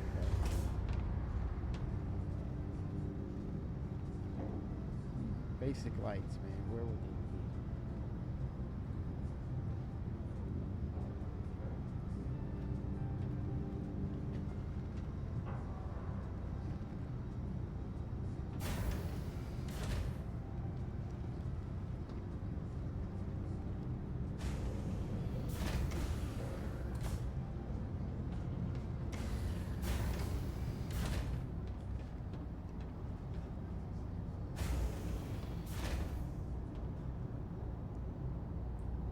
Oh, that's a panel. It opens. Let's see. Curious now. Components. Components. Yeah, that's that's that's the irony of it, Meister, is uh, the fix was supposed to be with this ship, and then bring those fixes back over to the mole. So but that didn't happen. And honestly, it could have just been, we need to get the ship out. We'll have time later on down the line. When we look at the number of ships that are coming out, enormous amount of ships that are coming out. Because Mark II, right, they did the improvements with the Aurora series and Mark I, but the Mark II is due. But the Ironclad Assault, and a plethora of other unknown ships that are coming. There's an Origin, I was about to say medium size, but no, there's a mystery Origin ship that's coming as well. And I think they've done a really good job of it not being leaked so far, right? They've done a really good job of that. But it's so many ships. The command module, I gotta add that too. But they have a lot of ships there. Also, what is it? The Wolf Kruger has another ship. It's called the Mantis, I believe. A bomber or a medium-sized fighter, right? So they have a ton of ships. So I can understand, but it doesn't feel good at the same time, right? But supposedly, this new pass with the Moth.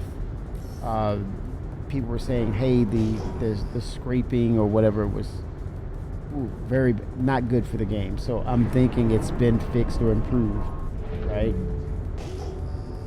I'm thinking it has been improved. But yeah, there's a lot more to do now, and I can only once 4.7 drops. I think we got a good 2 weeks of them just getting it polished. I think there's no rush per se, because we get this patched and there's a cooldown period, right? So April will be a cooldown period, and then May is the next big patch. So what do we have there? Could it be quasi dynamic? Hence, we've been hearing conversations of Benoit and Jarrett. They're talking about desync. They're doing a deep dive on desync. his last time speaking with Jared and Star Citizen Live, he mentioned not dynamic server meshing, but a quasi state of it that, Chris kind of piggybacked off of that at his trip in Australia of saying, hey, look, we're looking to get 1,000 to 2,000 players per shard. What does that mean? What does that look like? I think this is probably why that conversation came up about desync. And I think this has been one of those things it's not a bug per se. It's due to the system not being updated to accommodate larger scale, right? And them not having the time. But I think the time is now. I think the clue or the Easter egg or the reveal the other day was, hey, Benoit he's going to really talk about it. He's seen in depth what needs to be talked about. He's going to text it to us, or he's going to post it in Spectrum via Jared. I say, Jared, good looking out, because I think that's one of the constants since the game has been in development, the desync, and what it was described as rubber banding. You'll go one point and you snap back. Desync, rubber banding. All these crazy things that will kind of cripple how you play the game, and you have this mismatch of what you're doing and it doesn't register properly in the game. You said, man, I know I shot that person. I know, and how did they take me down with one shot? I shot them several times, right? It's like it didn't register right. But I think that's one of those things, has been long in the tooth, has been around for quite some time. That's going to be on my radar to hear what's going on, but also it's a needed piece in order to get us to those higher player counts. How many do you think we'll get once they go to the quasi dynamic server meshing? I'm thinking out of the gate they may have 1,500 easy. I think we'll be at 1,500 or a little over that, the first drop of quasi dynamic server meshing. You heard it. That's my first one. Over 1,500. And I think they get there, wow. People are going to be amazed. That's going to be an amazing thing. I kind of suspect that we're going to get the updates of the tram systems, the elevator systems, the next patch after, or the patch after 4.7. Oh, it turns off the Meister saying there. I think when you power on the ship, it turns off the cabin lights. That's weird. What? So that's definitely a bug, Meister.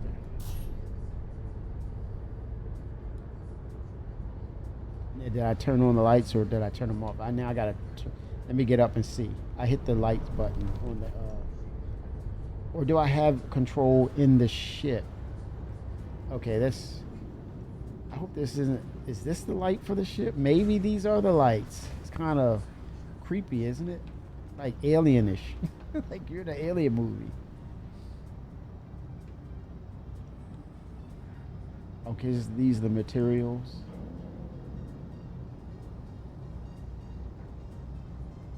.07. Holy smokes, the filler stations. I'm just getting started.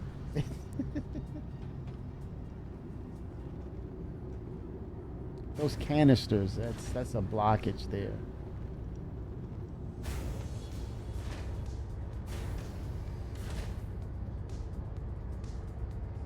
It's not even one. Check the vents. Where are the vents, Meister? You said check the vents. He's saying check the vents. Where are the vents? What events are you doing?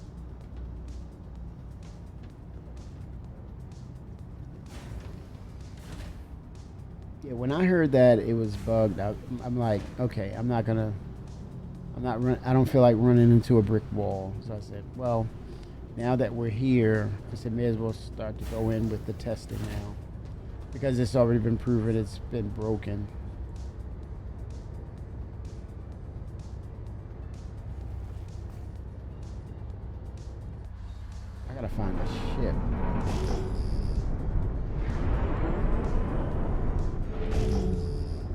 or a mission giver, right? Let me see if there's a mission giver for a ship and get those effects. Okay, contracts, salvage. Damn, that's 31K. Why not, right? The introductory contract will require you to head to a wreck site in the Glacium Ring. Let's go ahead and accept that. Let's make it happen, Cap. Track it.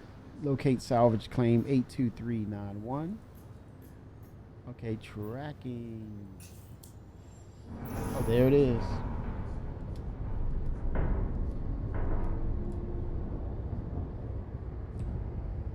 Landing gear down.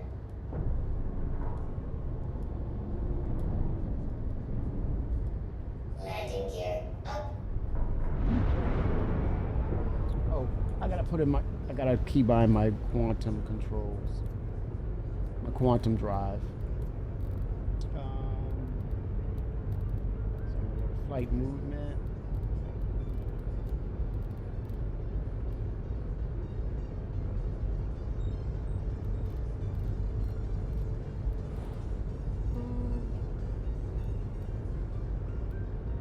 Okay, here we go. Cycle. I think this is gonna go away too. Cycle master modes. There we go. That's my cycle button. I'm sticking to it. Yeah, I think that's gonna go away. There's gonna be some sort of, maybe not.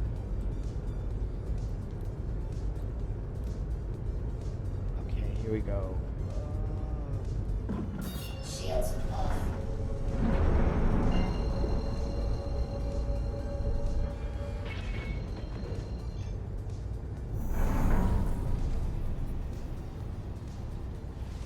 Quantum travel engaged. That was alright.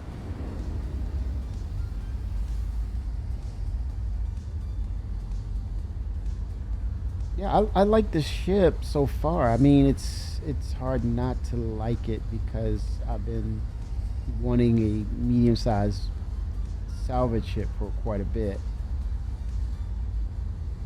I like the logo brand too. The T crosses over the H. That's pretty freaking neat. Good branding right there.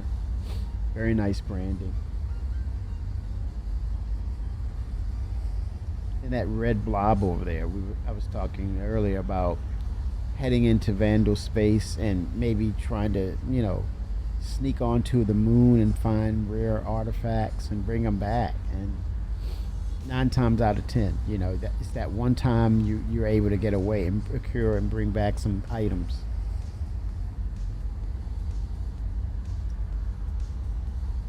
How amazing would that be? And I think post Squadron 42, Chapter 1, I think that's when we're going to see a healthy dose of actual Vandal on foot, in ship, but on foot in space station raiding or attacking, and you're engaging them in the verse. I'm laughing because people are going to freak out. People are gonna freak out, and I would love to see them at the most inopportune times where you have a pirate, robbing a citizen, and they just pop out on everybody.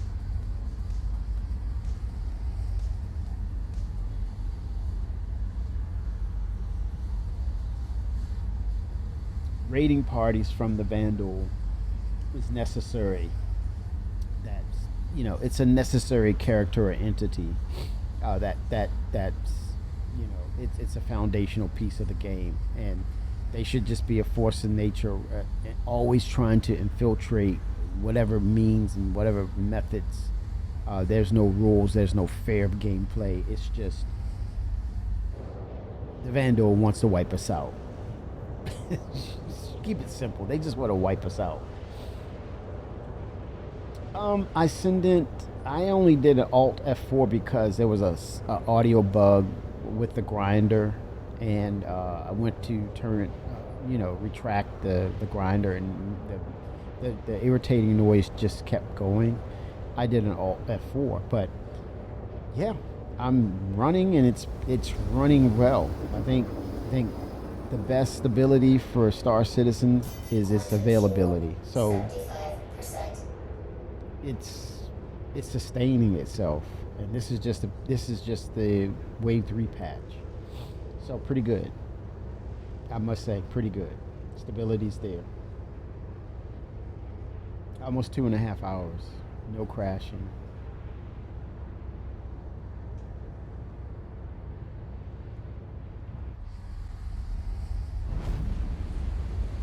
Oh wow.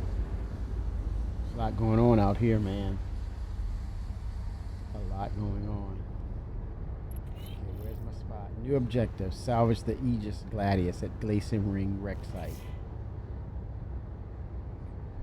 So I get the munch now.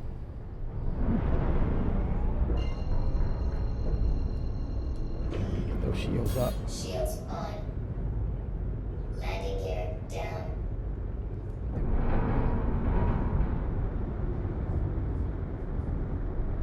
Landing gear up. Those brakes. Oh yeah, the space brakes. Lovely. Lovely. Sorry, Vickers, your beloved ship is gonna get scraped and munched.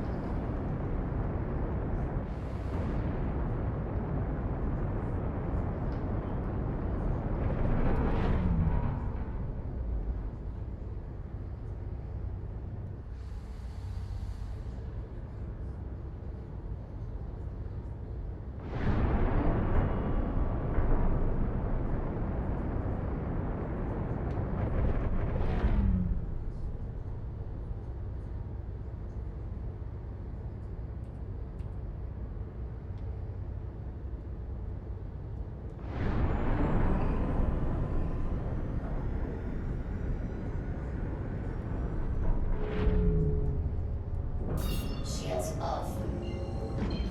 Shields on. Landing gear down.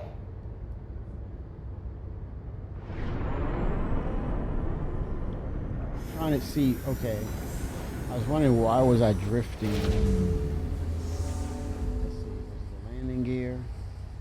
No, I don't have forward thrust or backwards thrust for some reason. Why did it check out?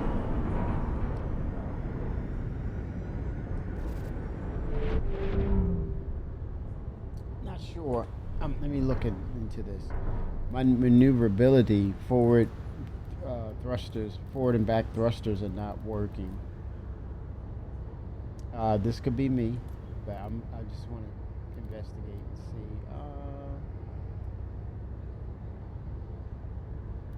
Forward, back.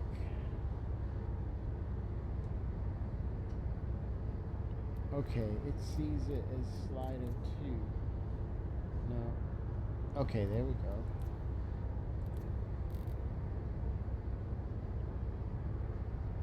Yes, there was also a bug that. Oh, that's another thing. NVIDIA is actively helping CIG with their graphics cards. They recognize and they're helping. I think that was a huge thing. But I think prior to that, to your point, I sent in, there's something, it was a game smooth on feature and it wasn't working. And people were like, okay, don't use this patch. Okay, see, now it's working. See, there it is. And the game would not launch. There's a black screen.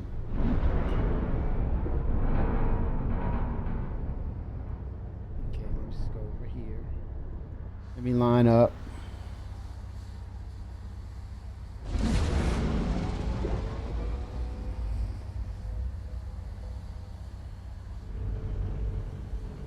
Get the surface, the flat surface, the top surface.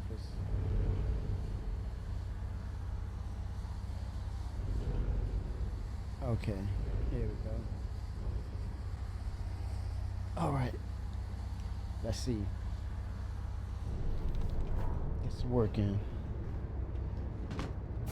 Go to the starboard port, or not port, starboard cockpit area.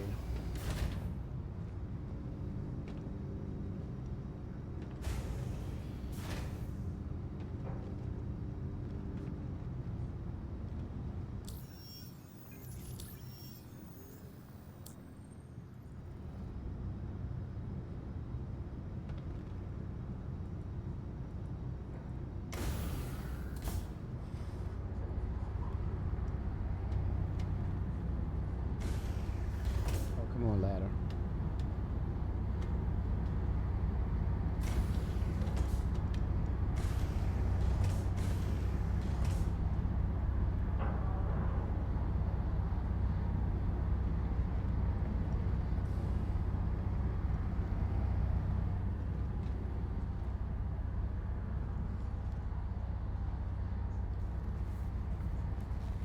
There you go.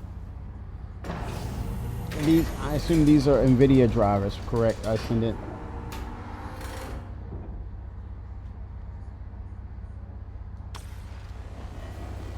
Oh wow. Holy smokes. This thing is putting in work, man.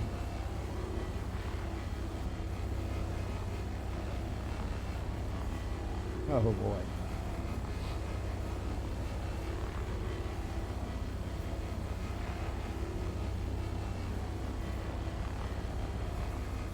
Wow. Oh, nice.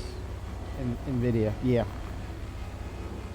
Yeah, they are actively updating CIG's drivers, which is pretty cool. They recognize them right now. I think someone had mentioned, they suspect they've been in Mort since they were working on Squadron 42. And now that it's almost, or it's getting closer to the features, for most part, there's becoming a parallel of the features in Squadron 42, and then you have the persistent universe consuming or those new features from Squadron 42. That the ones that are not revealing gameplay secrets, right? That's not kind of spoilerish.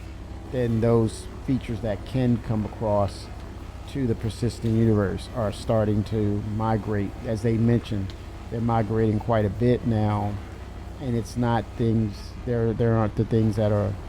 They're not the features that are saying, "Hey, you're giving away the story of Squadron 42." Like one example, they mentioned swimming. You know me, that's my jam right there. I'm like, okay, it's time to go underwater. Sub Citizen. Let's go Sub Citizen. Another aspect of the universe, another layer to explore and utilize with interaction, interact other places like that, unique places, and capitalize on the resources that's there. Can you imagine kelp farming? You have a kelp farm and you're mining, there's a mining ship for underwater. Or you can have a like they talk about heavy armor. What about a kind of 20,000 leagues under the sea deep dive diving suit? And then you talk about there's a creature team, the different fish that you can collect and put in your aquarium. And they have a quick lifespan, so you're constantly, creating. Some have longer lifespans than the others, and if you're not treating them right, they die quickly. But you have aspects of trading with that, So this is nuts, man. It's just getting nuts.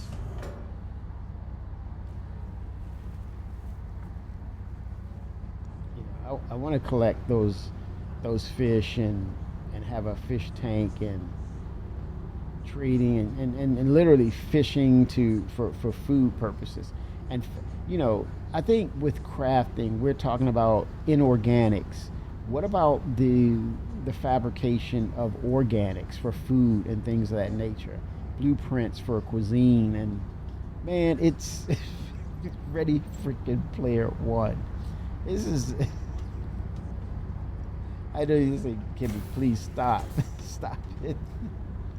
It used to be, no, one patch at a time. No, you can have these conversations openly with little to no pushback now, right? Starnautica. There you go, Meister. Starnautica. Yep. It's insane that they're literally building this thing out. And it's funny. If Chris, I will, I will bust a gut if he comes out the next Citizen Con with a fishing pole, and Chris said, "Well, I did say not this patch, but guess what? He has a fish pole. I'm going fishing." And everybody, me too. Camper's delight. I mean, man, that would be, oh my gosh. It just, all it does is create more value to like your homestead. You have your base near a river or ocean, and for sustainability you can go and fish and acquire and just, oh my gosh, man, come on now. Come on. Come on now. It's those subtleties. Everything doesn't have to be dramatic. Everything, doesn't have to be violent. There's aspects of the game where it's just like, hey man, I just want to hang out in my base, chill out, select my furniture, change my lighting, check my resources, make sure I'm shored up, make sure my items list, maybe search for some blueprints. But now I'm gonna head over by the river and I'm gonna do some fishing. I'm gonna catch some to eat, catch some to sell, and fill up my fish tank, whatever the case. Or now I'm gonna take the Subnautica ship under the waves and check my kelp farm and sell that that seaweed for sushi in the game. I mean, it's just ridiculous stuff.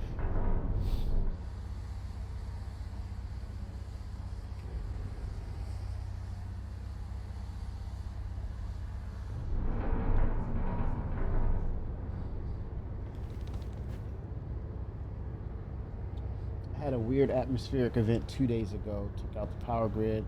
I thought the power surges hurt the computer. You have it on the backup.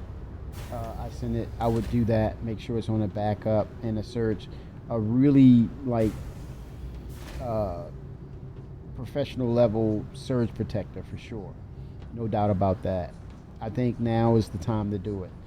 If that, obviously that's a concern, so I think you need to address that immediately because that can happen. I remember a long time ago, man. This is way back. I was playing World of Warcraft 2, right? And lightning hit a power pole near my house. Power pole hit the power pole, and didn't realize what happened, but after the lightning hit, I smelled something like it was something burning, and it was coming under the desk with my computer.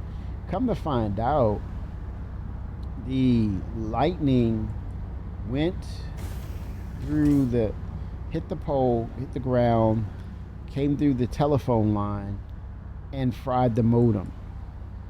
It literally fried the modem. Well, the rest of the computer was fine. I had to replace the modem.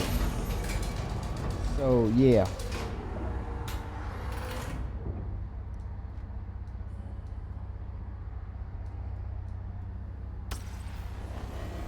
Okay, I see there's delays and like I said, desync. I hit the button 3 to 4 times.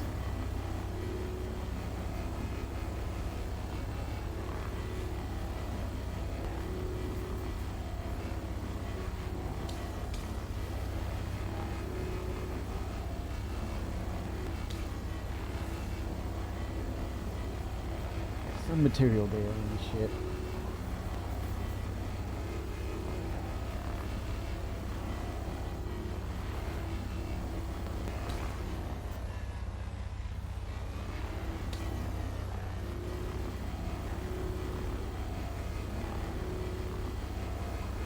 Okay. And I believe I'm in the cockpit. This would be great for the look at that. That is in the cockpit. That's the update for when they go to Mark II for the or let's say Rocks. What up? Long time, sir. Yes. How are you? How have you been, Rocks? 07. It's been a minute. Yes. Um, I love what they've done with this. This tells you right there when they go to Mark 1 of Argo, they're just going to close this canopy. That's beautiful. That's a great thing, man. Closing that canopy. That's going to really bring a resurge back to the mole. It's going to give it value. People who may have melted may just decided, hey, I'm ready to come back. No crashes, rocks. I do see, there's some audio bugs or bug. Some desync when I enable like the salvage laser. But overall, not bad. And this is just right now in this space with the salvage ship.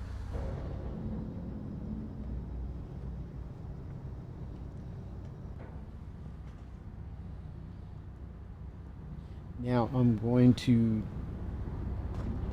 disintegrate the ship. Totally disintegrate it now with the moth. Multi-operator. Something harvester. Multi-operator. Oh God, what is the T? I can't. For some reason, it's not meant for me to remember the moth. The acronym. Targeted. There we go. Targeted harvester. Multi-operator targeted harvester. You're right.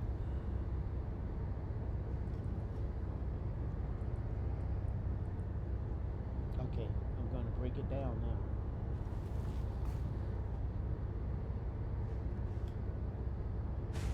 Yeah, it doesn't matter how it works before live.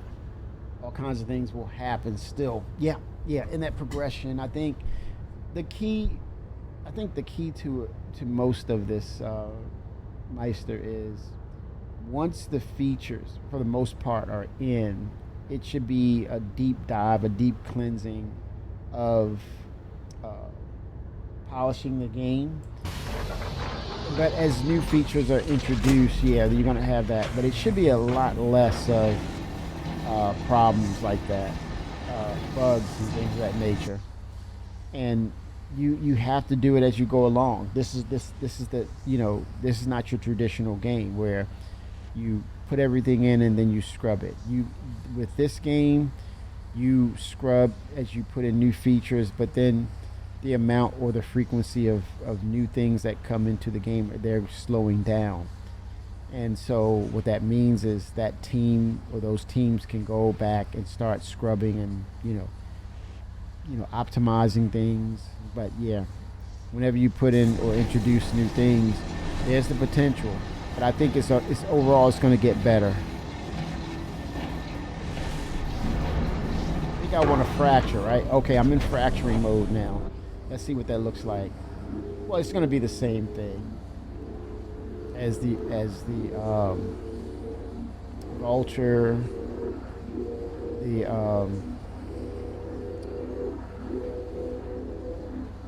reclaimer, and what's the other one?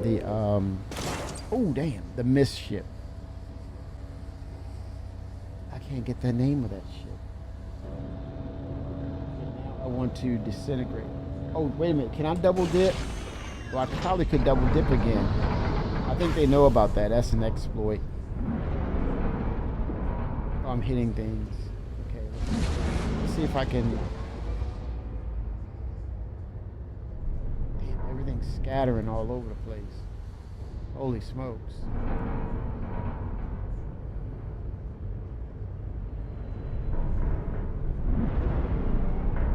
Did it just disappear?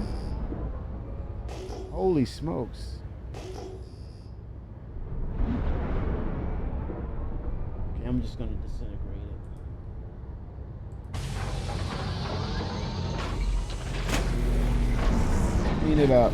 Clean up on aisle 47.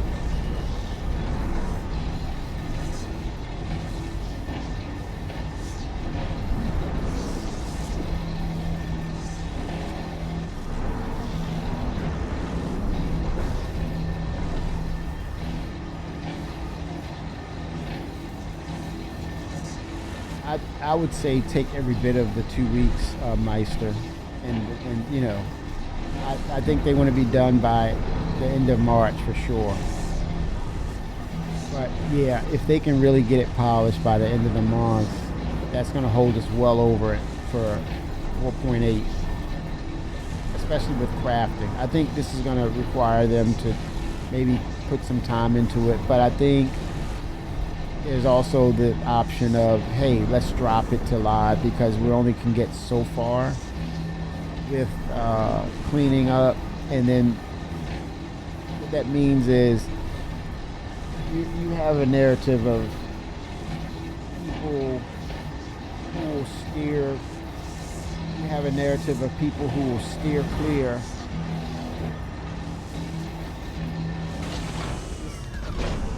The sound is gone. Okay, the sound is gone. You're gonna have people that's gonna steer clear and stay away from PTU, thinking, I don't want to test, right? Because it's buggy, it's a mess. But there's the aspect of it drops to live, and then you have this mindset of now I want to play it, but then there's the potential of now that I'm playing it for the first time, I've encountered bugs or a bug. What gives? That's it's self-explanatory. You didn't participate. You didn't introduce yourself into the environment to kind of see what's going on. And the assumption is, oh, it's in live. It's okay to play. To an extent, yeah, but the reality is everyone's computer is different. And now that you don't have a choice, you want to play the game. It's a live environment. Now you're going to encounter some things that are, reminiscent of what the testers were going through, or you're going to encounter something totally new. So I don't know. I guess the case of the argument is, well, with live it counts. In other words, the UEC, the accumulation of UEC, it means something. Then I'll do live for that purpose only.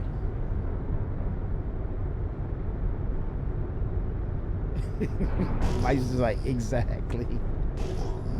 Yeah, that's the slippery slope. That's the aspects of, I'm gonna assume because it's live, it's a live environment that's being tested upon that further improves. And I think when you open the roadmap and you see where it started to where it is, you still say, yeah, there was bumps in the road, or let's put it this way, there was patches I remember, man, that was like 318, no way. I'm steering clear of that. Or one of the better patches, 323, let's go back to that day, 3.0, oh, don't get me started. But when you look at the overall progression to where they are, you're saying to yourself, it's a damn good day to be a Star Citizen. Damn good day to be a Star Citizen. And then, you can't get enough ships in the game. You cannot. So, speaking of which, Kraken, not this year. 2027 for the Kraken. I'm okay with that because I think the consolation prizes will be the Ironclad, the Ironclad Assault, and most importantly, the Galaxy. What? I don't care. No, I'm not gonna say that. I'm saying with the Galaxy, you understand. Okay, take your time with the Kraken. I can rock with the Galaxy, right? It's like, okay, I'm fine. I'm good. I can get through it. It's gonna help me get through.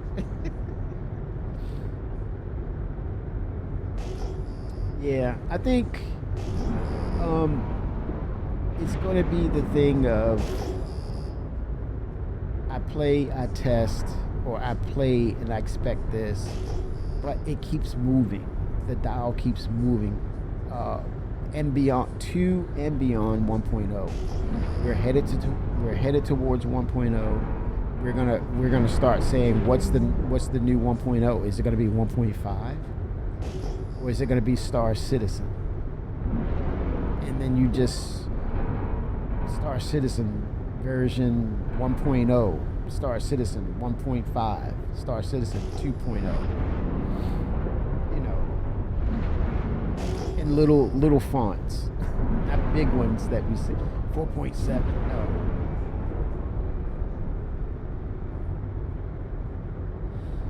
But I think it's going to get to a point where, you know, once they start expanding, once we see those 5 systems, once we see Castra, once we see Terra, all of a sudden we're like, okay, base building, okay, all right, just keep doing what you're doing, Siachi. I have enough. I have enough here to sustain what I want to do, and this is from the lens of, if you are a grinder and you know, I've heard the expression, scratch the itch. You'll have everything you need to scratch the itch and continue to dig until you draw blood. You can itch until you draw blood. There's going to be substance there. Most of the people who play don't subscribe, so lack of testers it's their fault. I think, Bender, I think the other thing to that is,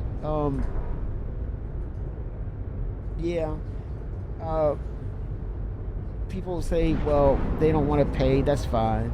But I think the other part of it is these patches now, Bender. I mean, it's becoming a thing of when you see the features, you can't help but want to play it now. We're at a point in this juncture of the development track. It's like a new patch, and you got to see what's coming. You got to, you know, people are going to lose their minds when they see planetary tech on the list for 4.8 or the quasi dynamic server meshing. They're going to lose their freaking minds, because then you're talking about, or the social tools. People are going to lose their minds because now you're talking about the true aspects of Star Citizen. I get to hang out with my org. I get to see, interact with more people. I get to look up in the sky and I see all these freaking ships going here and there and all over the place. And now that adrenal is pumping through you, and you're like, should I risk it? Should I take it? Should I go for it? And you have those encounters. Now you can't help it. It's like the oasis of Ready Player One. People are there. You just got to get in it.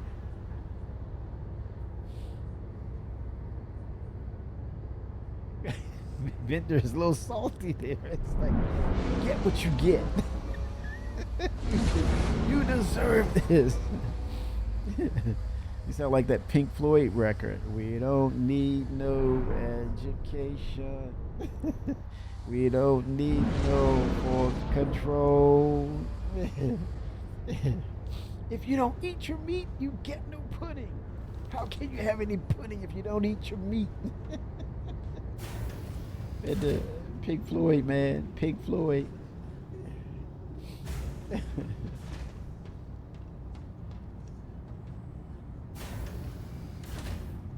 All in all, it's just another brick in the wall. Oh, man.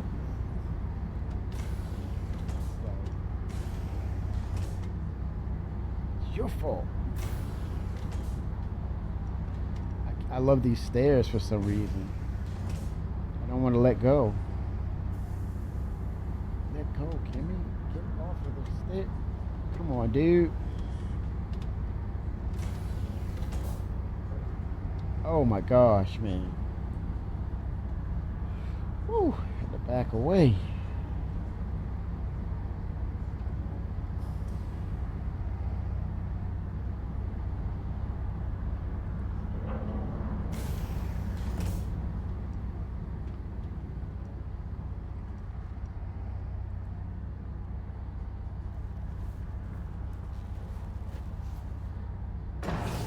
Oh wow. Maybe there's some reward in that. They can tell how much you play. Possibly. See, there's desync. I'm hitting the button and it's like, I gotta nudge it up a little bit.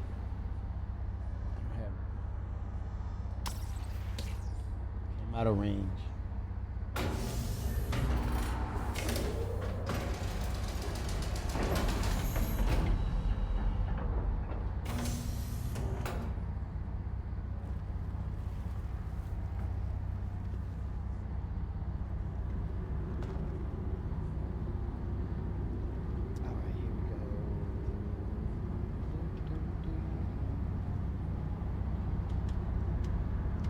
up just a little bit. Oh, come on, steps, batter.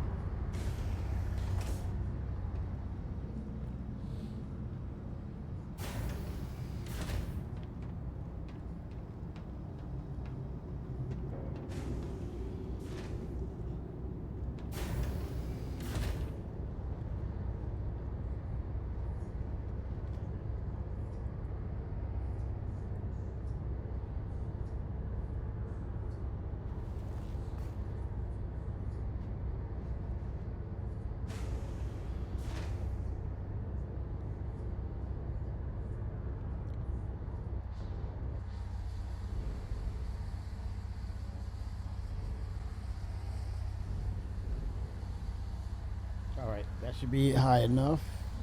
Strafe a little bit. Let's see now.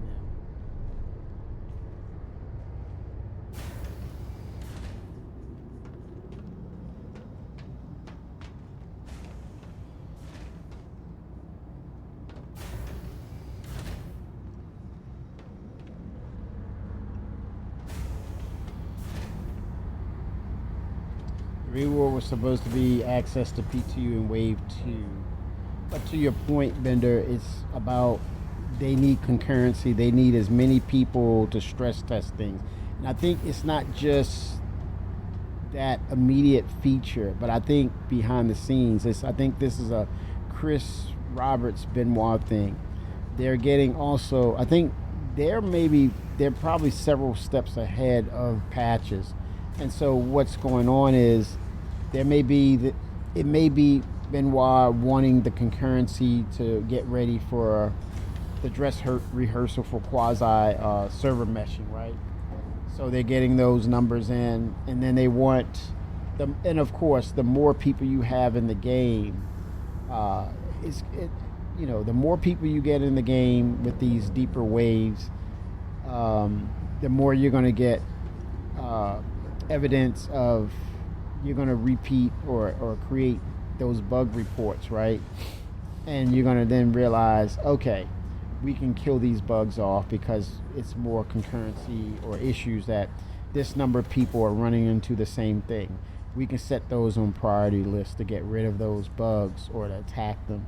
But also the things that are ahead, like right now, a lot of things are predicated on the social tools that will allow for scaling. The social tools will be a part of this scaling up of the game going forward. And then of course the quasi dynamic server meshing is a thing. So this is a great time a great opportunity for them to actually get people in the game when they say, hey, we have these many or this many of waves opened up all at once. They're looking to get a rush of how many people jumping in. And so I think that the litmus test behind this is you spread the word that, hey, we went from wave 1 or in a couple of days to wave 3. And people are like, oh, and I've been hearing about this inventory thing.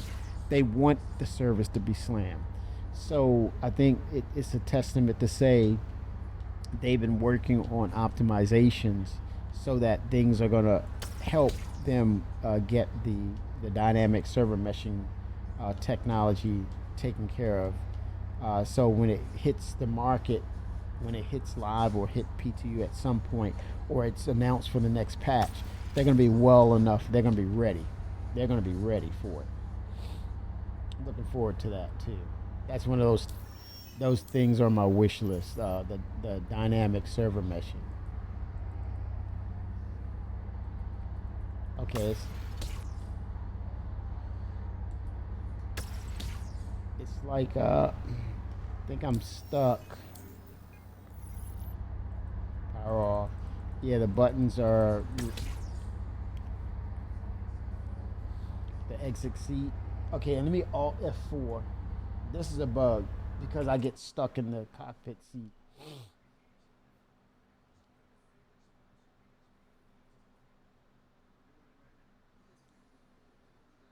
Like I said, excluding non-subscribers from test goes against what they want.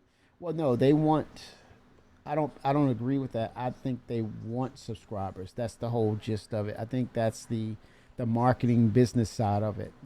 That um, there's something to be said about bringing in revenue for Cloud Imperium games because there's a burn rate with this having these number of servers. They're going to ramp up with more servers, and due to the fact that they are expanding the way they are, this is why we need another aspect or another reason why we need dynamic server meshing is they want efficiency out of their servers. So it's not just hitting or opening up all these servers to accommodate everything. They can do that, but what is the burn rate? What is the cost to all of this?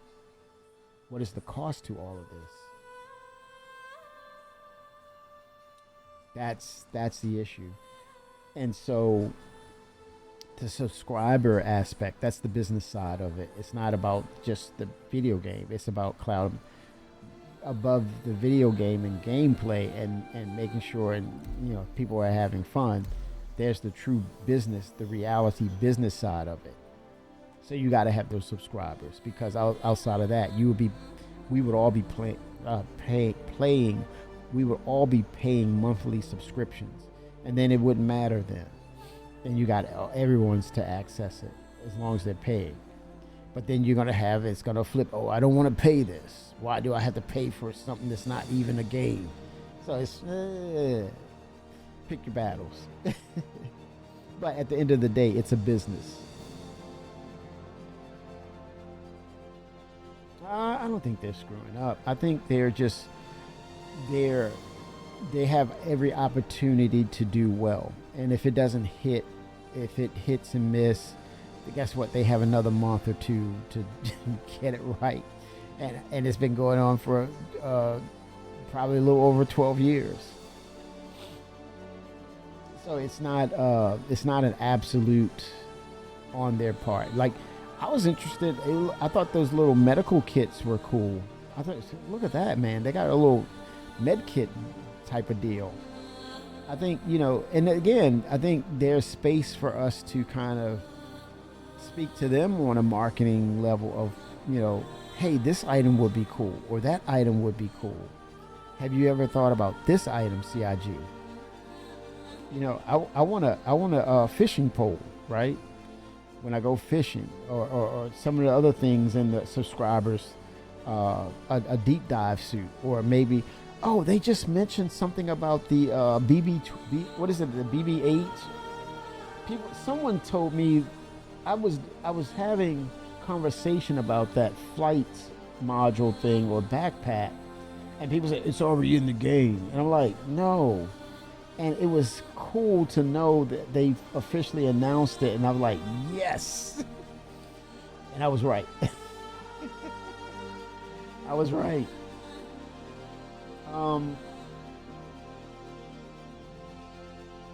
That is it the BB-12? So they didn't say the name, but they did say that there is going to be like a pack. And that would be so cool when you go to eject and you can kind of, they already have it in games with the, what is it, the mech that we have? Why am I, I need some Omega-3s, man.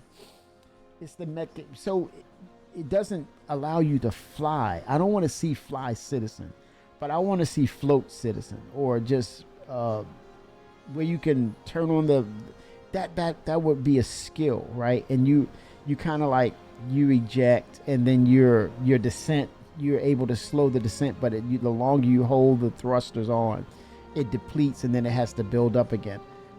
Man, you can make people would just use that as gameplay. Eject out of or jump off of a mountain, and then see if they can just come down to a feather soft landing. I would just spend hours just doing that. Or do it in heavy gravity, where you gotta there's the balance of when you deploy it, like almost like a parachute, but it's fuel based. I mean, those kind of physics, man, it would never get old.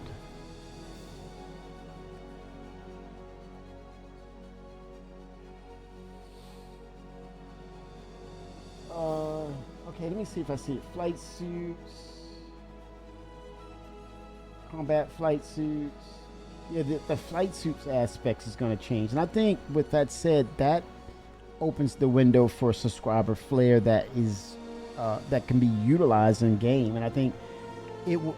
I think here's the goal, and I'm kind of glad you mentioned this because it opens up conversation of. I challenge the subscriber team or the marketing team to come up with subscriber items that we can use in the game that will encourage other people to, even just for the moment of dropping down 10 or 20 bucks for that month, or just to get that flair item, or they sell it maybe, or they buy it. It's just still the same equivalent, but more useful things and items that you can use in the game and say, I want that particular item.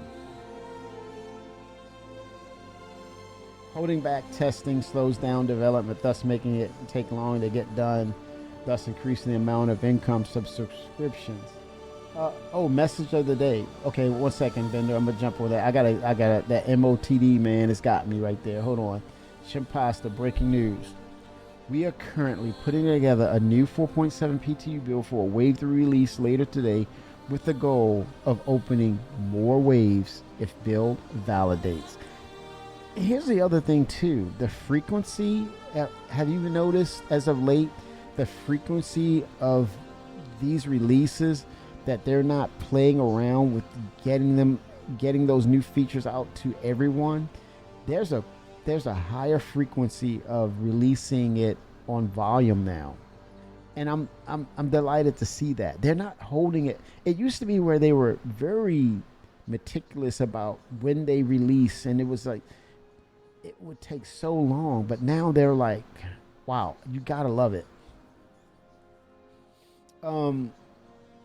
Yeah, the subscriber loot has been lackluster, and I think that's a challenge for us. I'm about to say that's a challenge for Ascendant. That's CIG. That's a challenge for them. They could leverage some of these items like we see in, or not. I haven't seen them, but features in Squadron 42. But I think they have something. I think they have something interesting with these updates to combat and the armor sets, and then like the stuff the Starware stuff. They can take some of those items and leverage it into the subscriber flair.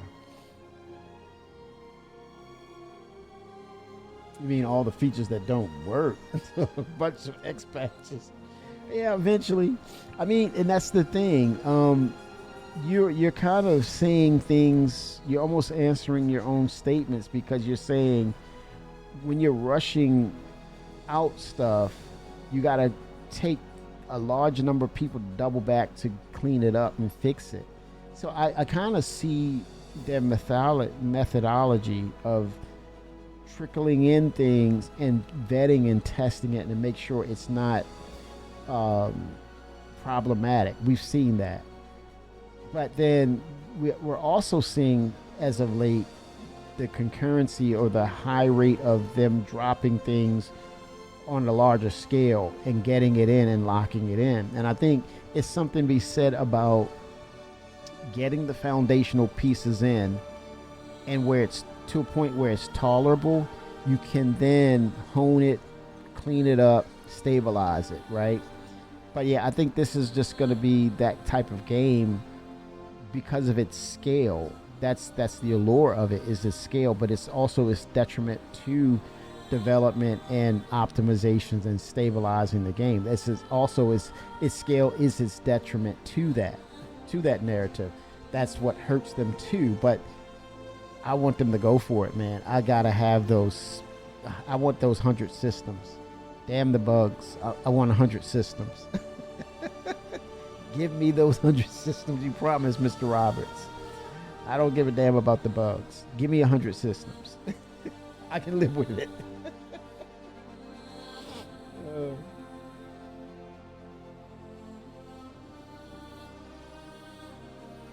This one's up your alley, vendor. They had like the stealth armor. They were talking about that.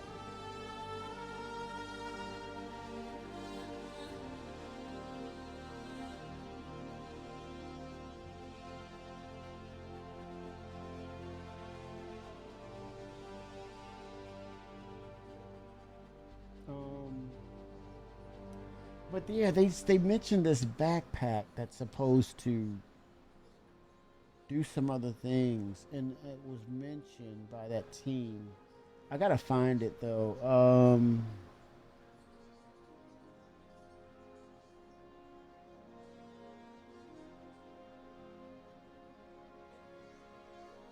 Another good one is like if you're down, you can crawl or you can hit yourself with a med pen to get yourself out of a damaged state. I love that. I say yes.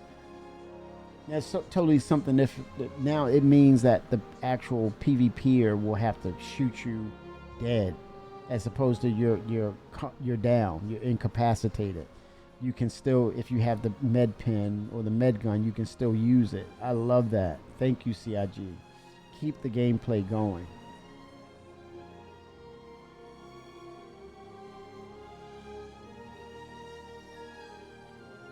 Scanning is going to be the thing. I love that. It's interesting that they're using scanning and targeting and pips and things of that nature. The ranges. They're incorporating that with how you load out your ship. That's going to be interesting. But it's almost like you have to put the work behind it to get it to its normal or default state.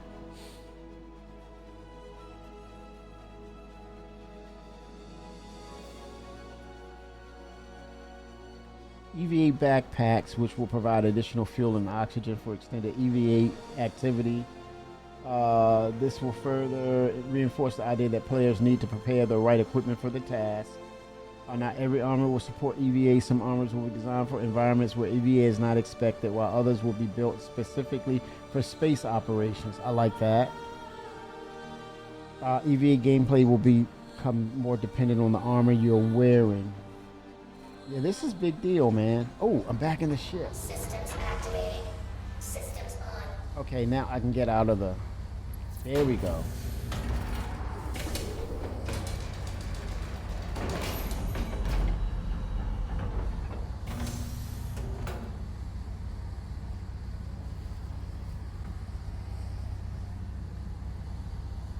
The Apex Valagar. I think that's going to be one of those sandbox event type of gameplay loops.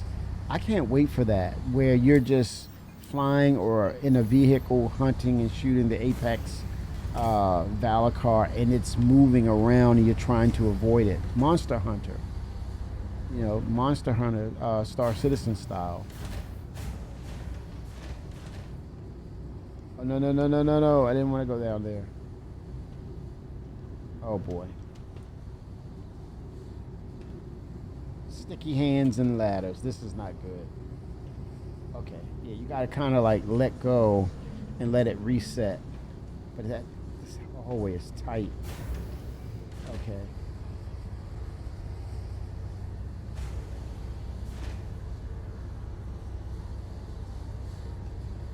Oh. There we go.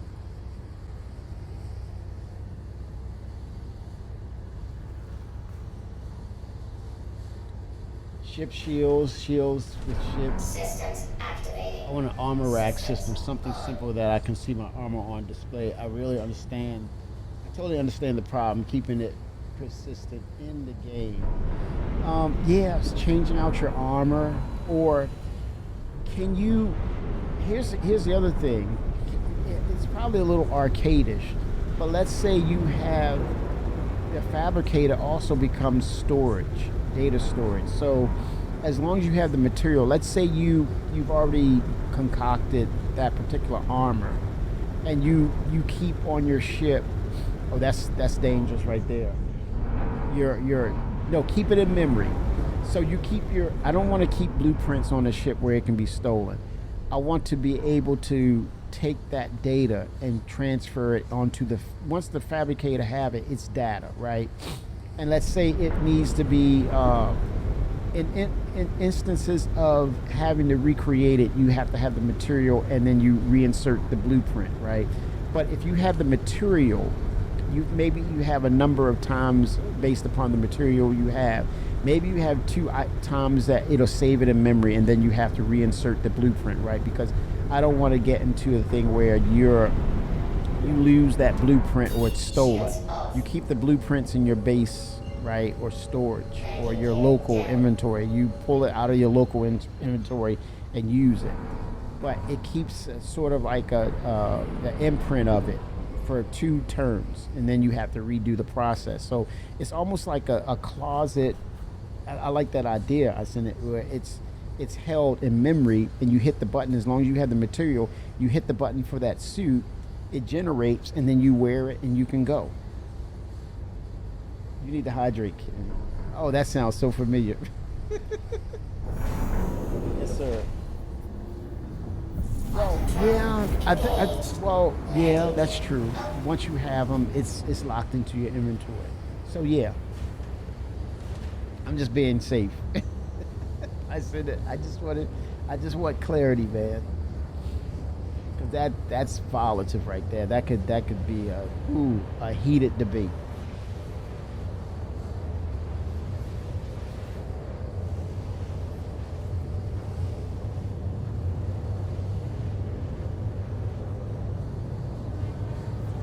Want them to get it, but hamstringing themselves for money will wreck this whole company.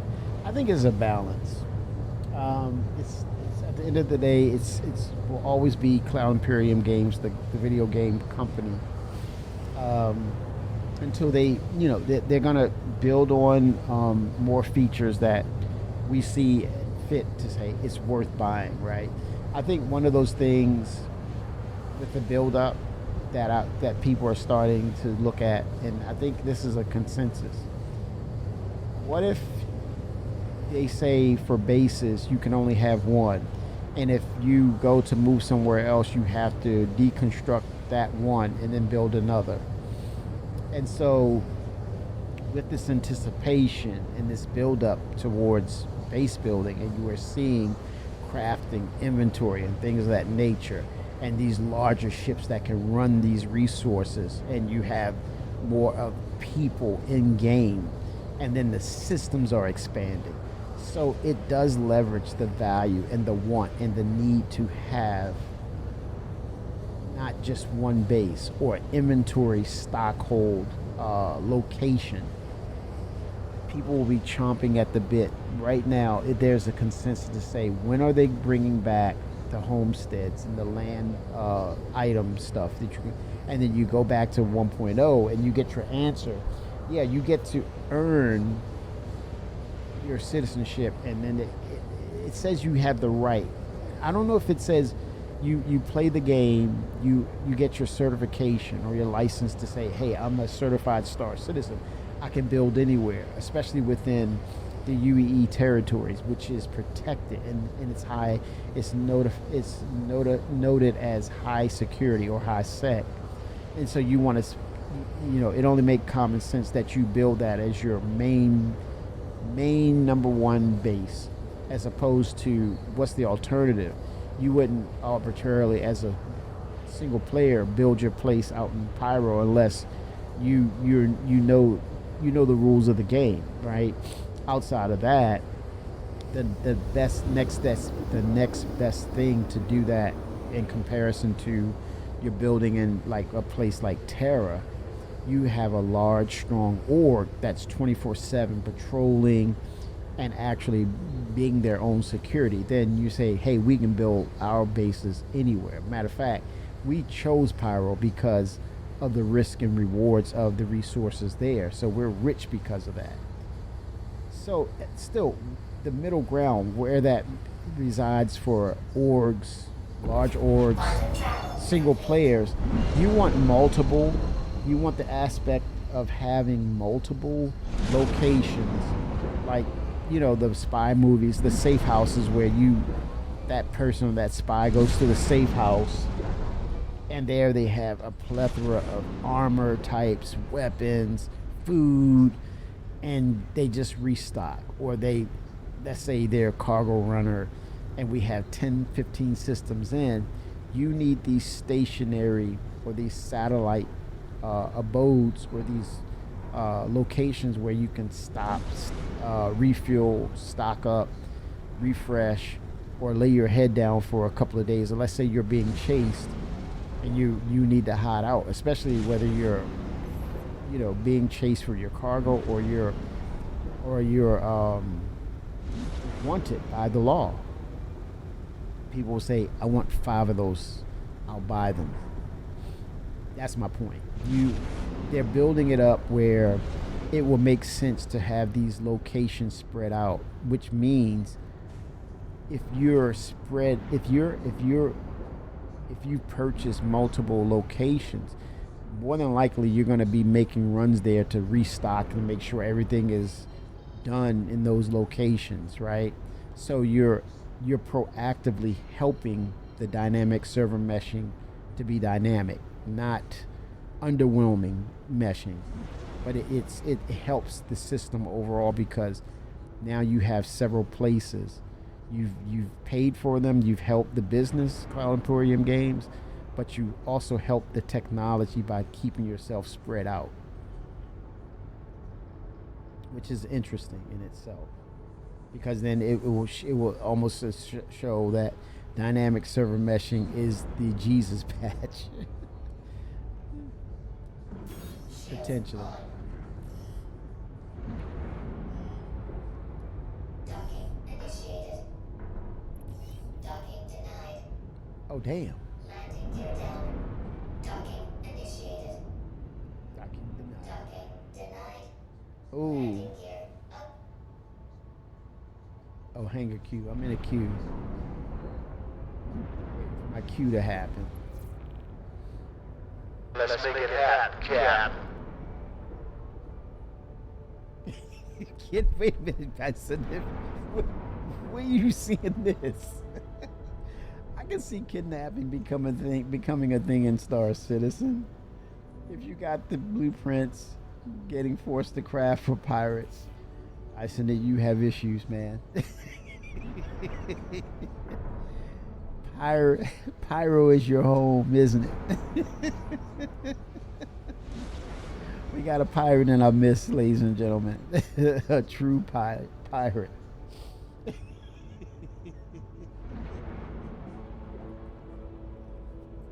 It just came out. It's only natural. He said, I can't help it, man.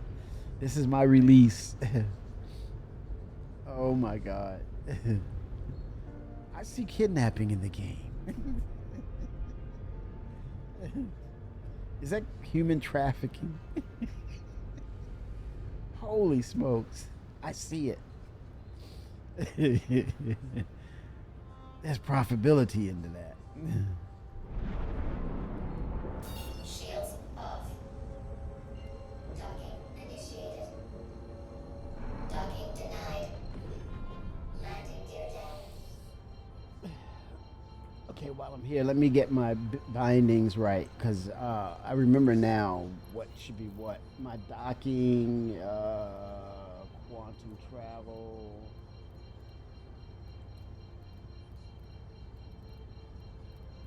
That's hilarious,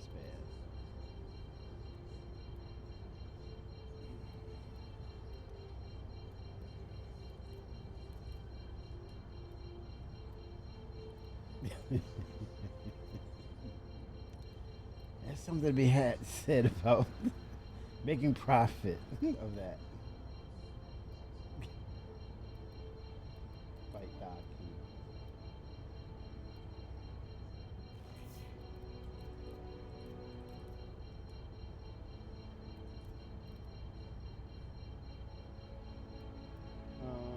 I'll go old school for now.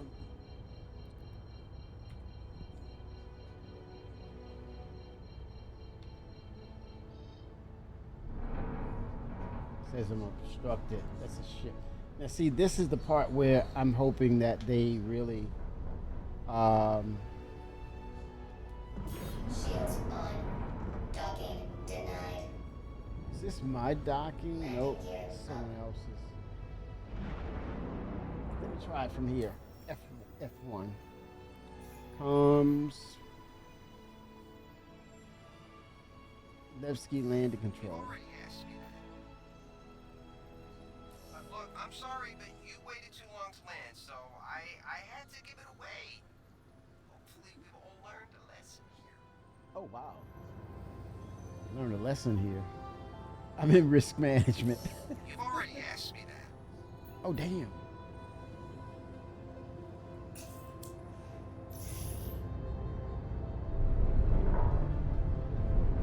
What ship is this? Dead ships, man. I'm lost. You want me to do what? No. No. Whoa, this is different. I called for landing. Have a good one.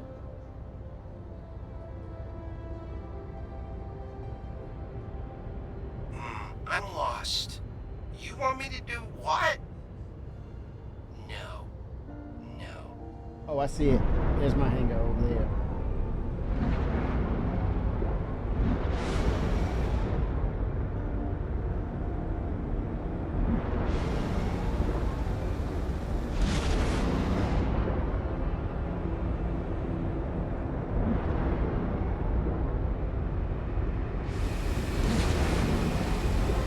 You're clear to take off.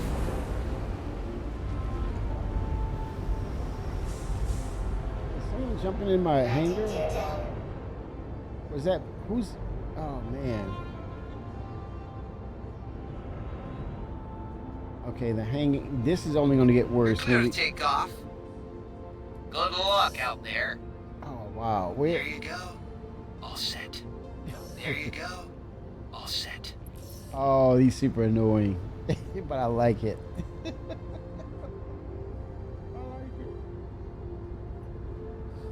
Okay, I'm in a queue. I'd have been shot if I jumped in that hangar. It wasn't mine. It usually has your name on it. I'm in the queue.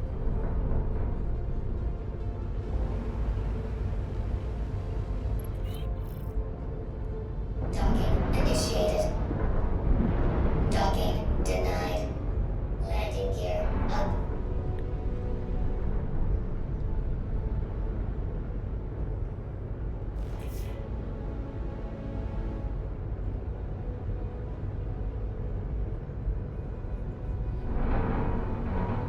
Yeah, I think it's going to be a room or space for people to test the inventory and crafting.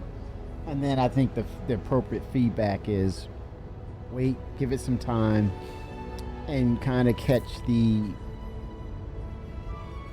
more intrusive bugs with it, with crafting and inventory updates. Knock those out and then go live. I mean, you're always going to have states of this is this is bug, that's going to be bug. You're going to always have those states, but if you get to the ones that are game breaking and knock those out, then there's no reason why you shouldn't be going to live. And so you have a time and moment to kind of like hot fix, and then you're ready for the next big patch. I think it's going to continue to be that's the cadence, that's the process, and you hope for the best. But at the end of the day, prior to the release of Squadron 42, they have to get this, the Squadron 42 expectations, right? And then the PU, with all of its updates, is still here. No, you got to, one is a contingency for the other. So it's got to be almost,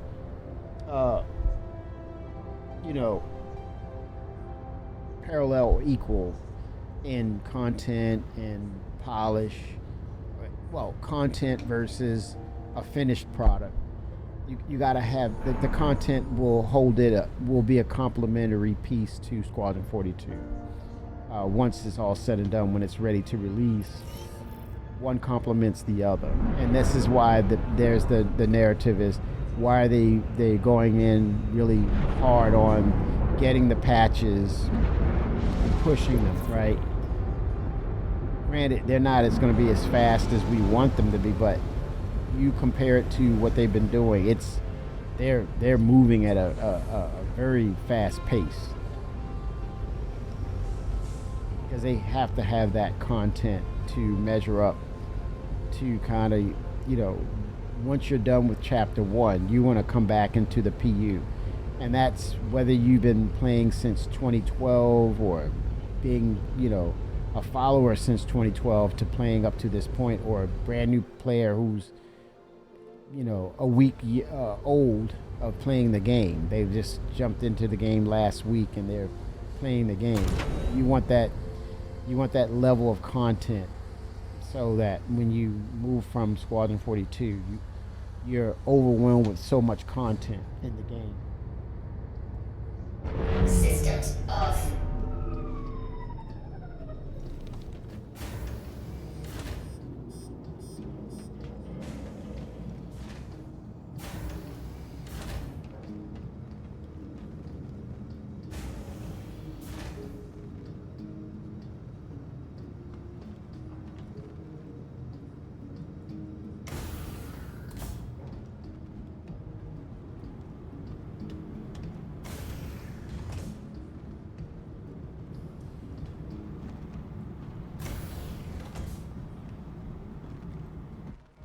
Oh.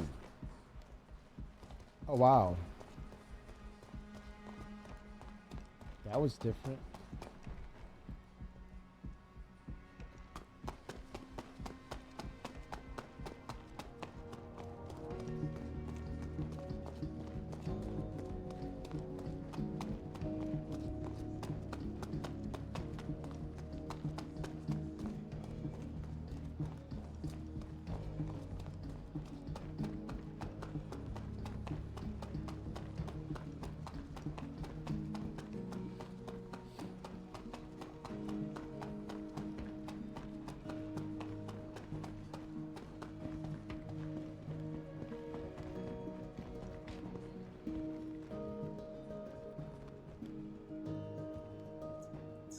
Welcome to the ASOP Vehicle Retrieval System. Let's see here. I want to see the name of that MISC ship, that MISC salvage ship.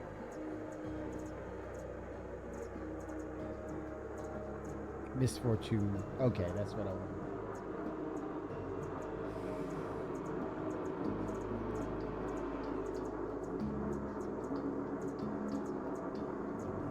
Of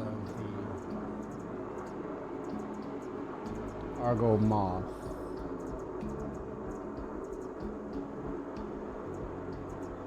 Okay, it's there. Nothing wrong with it.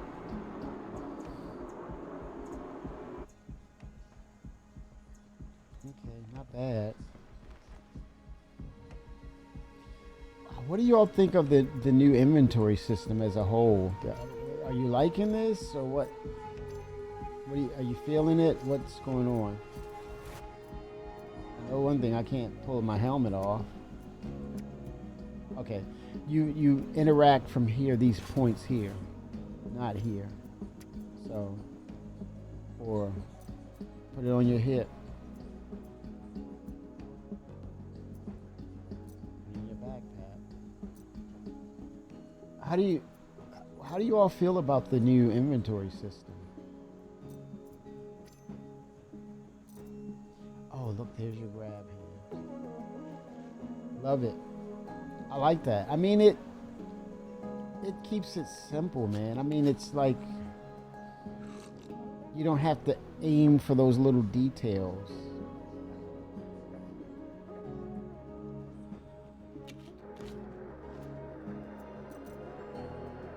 Slide it right up in the backpack.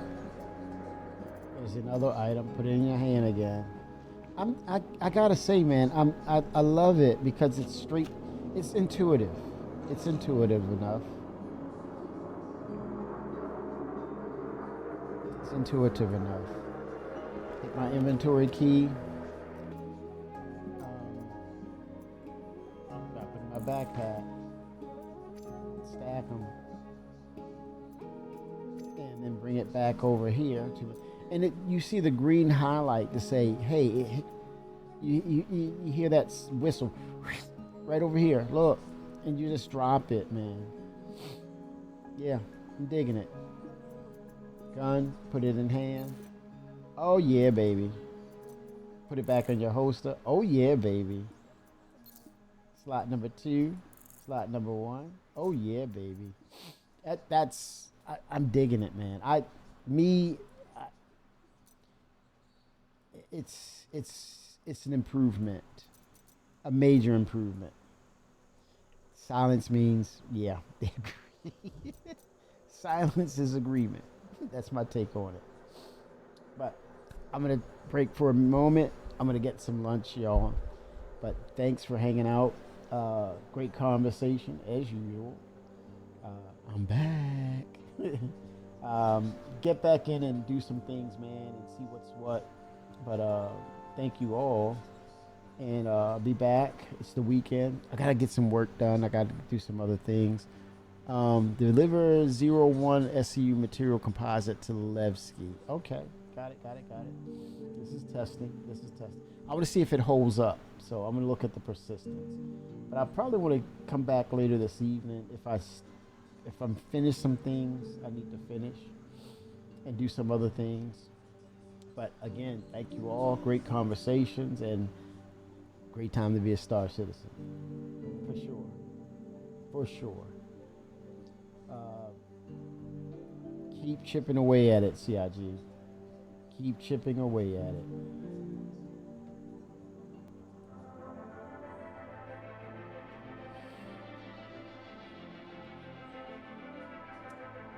07, y'all. Thanks for tuning in. I'm gonna get something to eat. I get a bit to eat. A bite or bit.